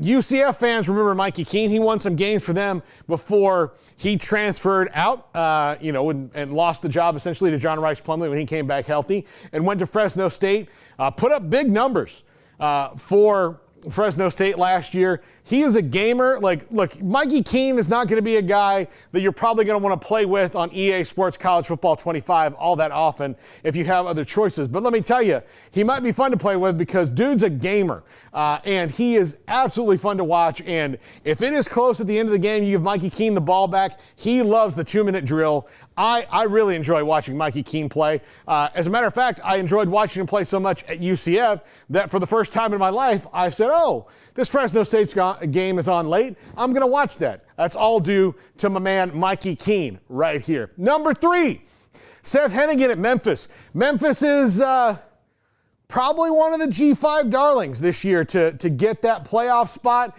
He put up career numbers last year for Ryan Silverfield in that offense for the Tigers. Memphis has a tough schedule ahead of them. They got to play Florida State and their old coach, Mike Norvell. That one will be interesting for both sides. It's certainly a trap game for the Noles. Seth Hennigan is scary. He's efficient, puts up a bunch of yards, and can ball. So absolutely keep an eye on Seth Hennigan and the Memphis Tigers this year as they try to make a run to the playoff. Number 2, Byron Brown at USF. This is the best USF has felt about their team in a very, very, very long time. He is dual threat quarterback, runs, throws, everything, and he's just a sophomore. This is a guy who can do a lot of things for you, and they are on the rise there in Tampa, and it's because of Byron Brown and his ability to create plays. They're excited in Tampa. The Ray J is going to be rocking this year for him, so keep an eye on him as well. And number 1, there we go, Caden Salter at Liberty. This one, kind of a no-brainer, given how much Liberty won, the numbers he put up last year in that offense, and the way that they're probably going to return and still put up those numbers, although they did lose wide receiver C.J. Daniels to LSU. That's going to be a big hit for Liberty. But Caden Salter is a guy who can play, was an Earl Campbell Award finalist. Really interesting story. Thought he might be in the transfer portal, but Liberty, they've got money. They stepped up and made sure that he stayed there, and they are going to be well off with Caden Salter this year. All right, that's going to do it for this episode of the Top 5, and it's about to do it for this episode of 365 Sports. We're going to wrap it up right now. All right, well done, Paul. Thank you again. Everything brought to you on the Top 5 by TexasBeefHouse.com. Anyone want to just kind of put a bow on today? How about the tweet about WNBA? Do you have that one, Jack? Yeah. Yeah. Be a good way. Hold on. This is interesting. Paul sent this to me because he's a hater. Imagine telling someone 5 years ago that people would be mad online about the WNBA players and college baseball coaches. Yeah, it wouldn't have happened. One of the things I think about this, and it made me think, is that, the big sports company that covers all this stuff and has all the rights to it could spend more time on it than a wide receiver deleting a text to Jaden Daniels. Yeah, like all those things. Like they could, if they just said, hey, let's show some actual – because they could have – Caitlin Clark's the biggest thing that's ever happened to women's basketball, clearly because of the time that she's in. But she's not the first great women's basketball player. And to hear ESPN talk about it, like all the people who haven't, you'd be like, oh, finally. There's somebody that's good at basketball. No. Not Lisa Leslie or Cheryl Miller or Diana Taurasi. You've had the rights. You could have promoted it to this level the whole time. Yeah. The same with college baseball. They only do it with one of their conferences. They have the ACC network, which to them is kind of a throwaway, especially the way that they talk about the SEC compared to it. Like, they could, promote their own products a little bit better, but... Unless you're of the belief that their whole intention is to tank the ACC in general, which, is certainly something that's out there. I think that tweet's accurate. I wouldn't have foreseen this much conversation surrounding both those topics, much less simultaneously, much less, I guess, I don't know about the years or anything like that. But, I didn't plan on that being a bulk of what we talked about on any given show. We've stayed away from the Caitlin Clark stuff and all that. I think there's plenty being said about all of that. And quite frankly, it turns me away from it. I know it turns people onto it, but it turns me away from it. So I don't really care. Not really. I take the word really out. I don't care. This has been fascinating, though, with college baseball. And it's not something that you can really ride the wave of because you need something else, cataclysmic to happen. And not too many things would be bigger than what's just happened the past couple of days. So it's been fun to have something a little bit different and unexpected to talk about. I don't think there's really much left to say at this point about Schlossnagle in Texas and how all this went down. But I am, very intrigued by what they go on to do, what A&M now goes on to do. And that will be very interesting to see how they pivot and recover and go and find a baseball coach of their own that we know will probably just create another domino effect. Not to the extent of what we see in December in college football, most likely, but who knows? It goes to take Clemson's coach, and then, Clemson's looking for a guy. But, it's been a very interesting 48 hours, a very interesting week so far, that's for sure. Yeah, and it's a sport that, as we have a little bit of a calm in what's happening with the onset of a lot of the media days, that has given us a little something to talk about other than what we normally do. Okay, thanks to our guest today. Thanks to those of you in the chat room and also text line. And those who watch or listen to us on 365 Sports on YouTube, Twitter at 365 Sports YT, and also on Sikkim 365 app. For Emery Winter, who's dialing up 365 Sports tonight at 10:30 tonight on the CW, Jack McKenzie, thank you so much. Paul Catalina and Craig Smoke and our amazing sponsors. I'm David Smoke. Have a great day. We'll have something new to talk about tomorrow. Good night, 365 Sports.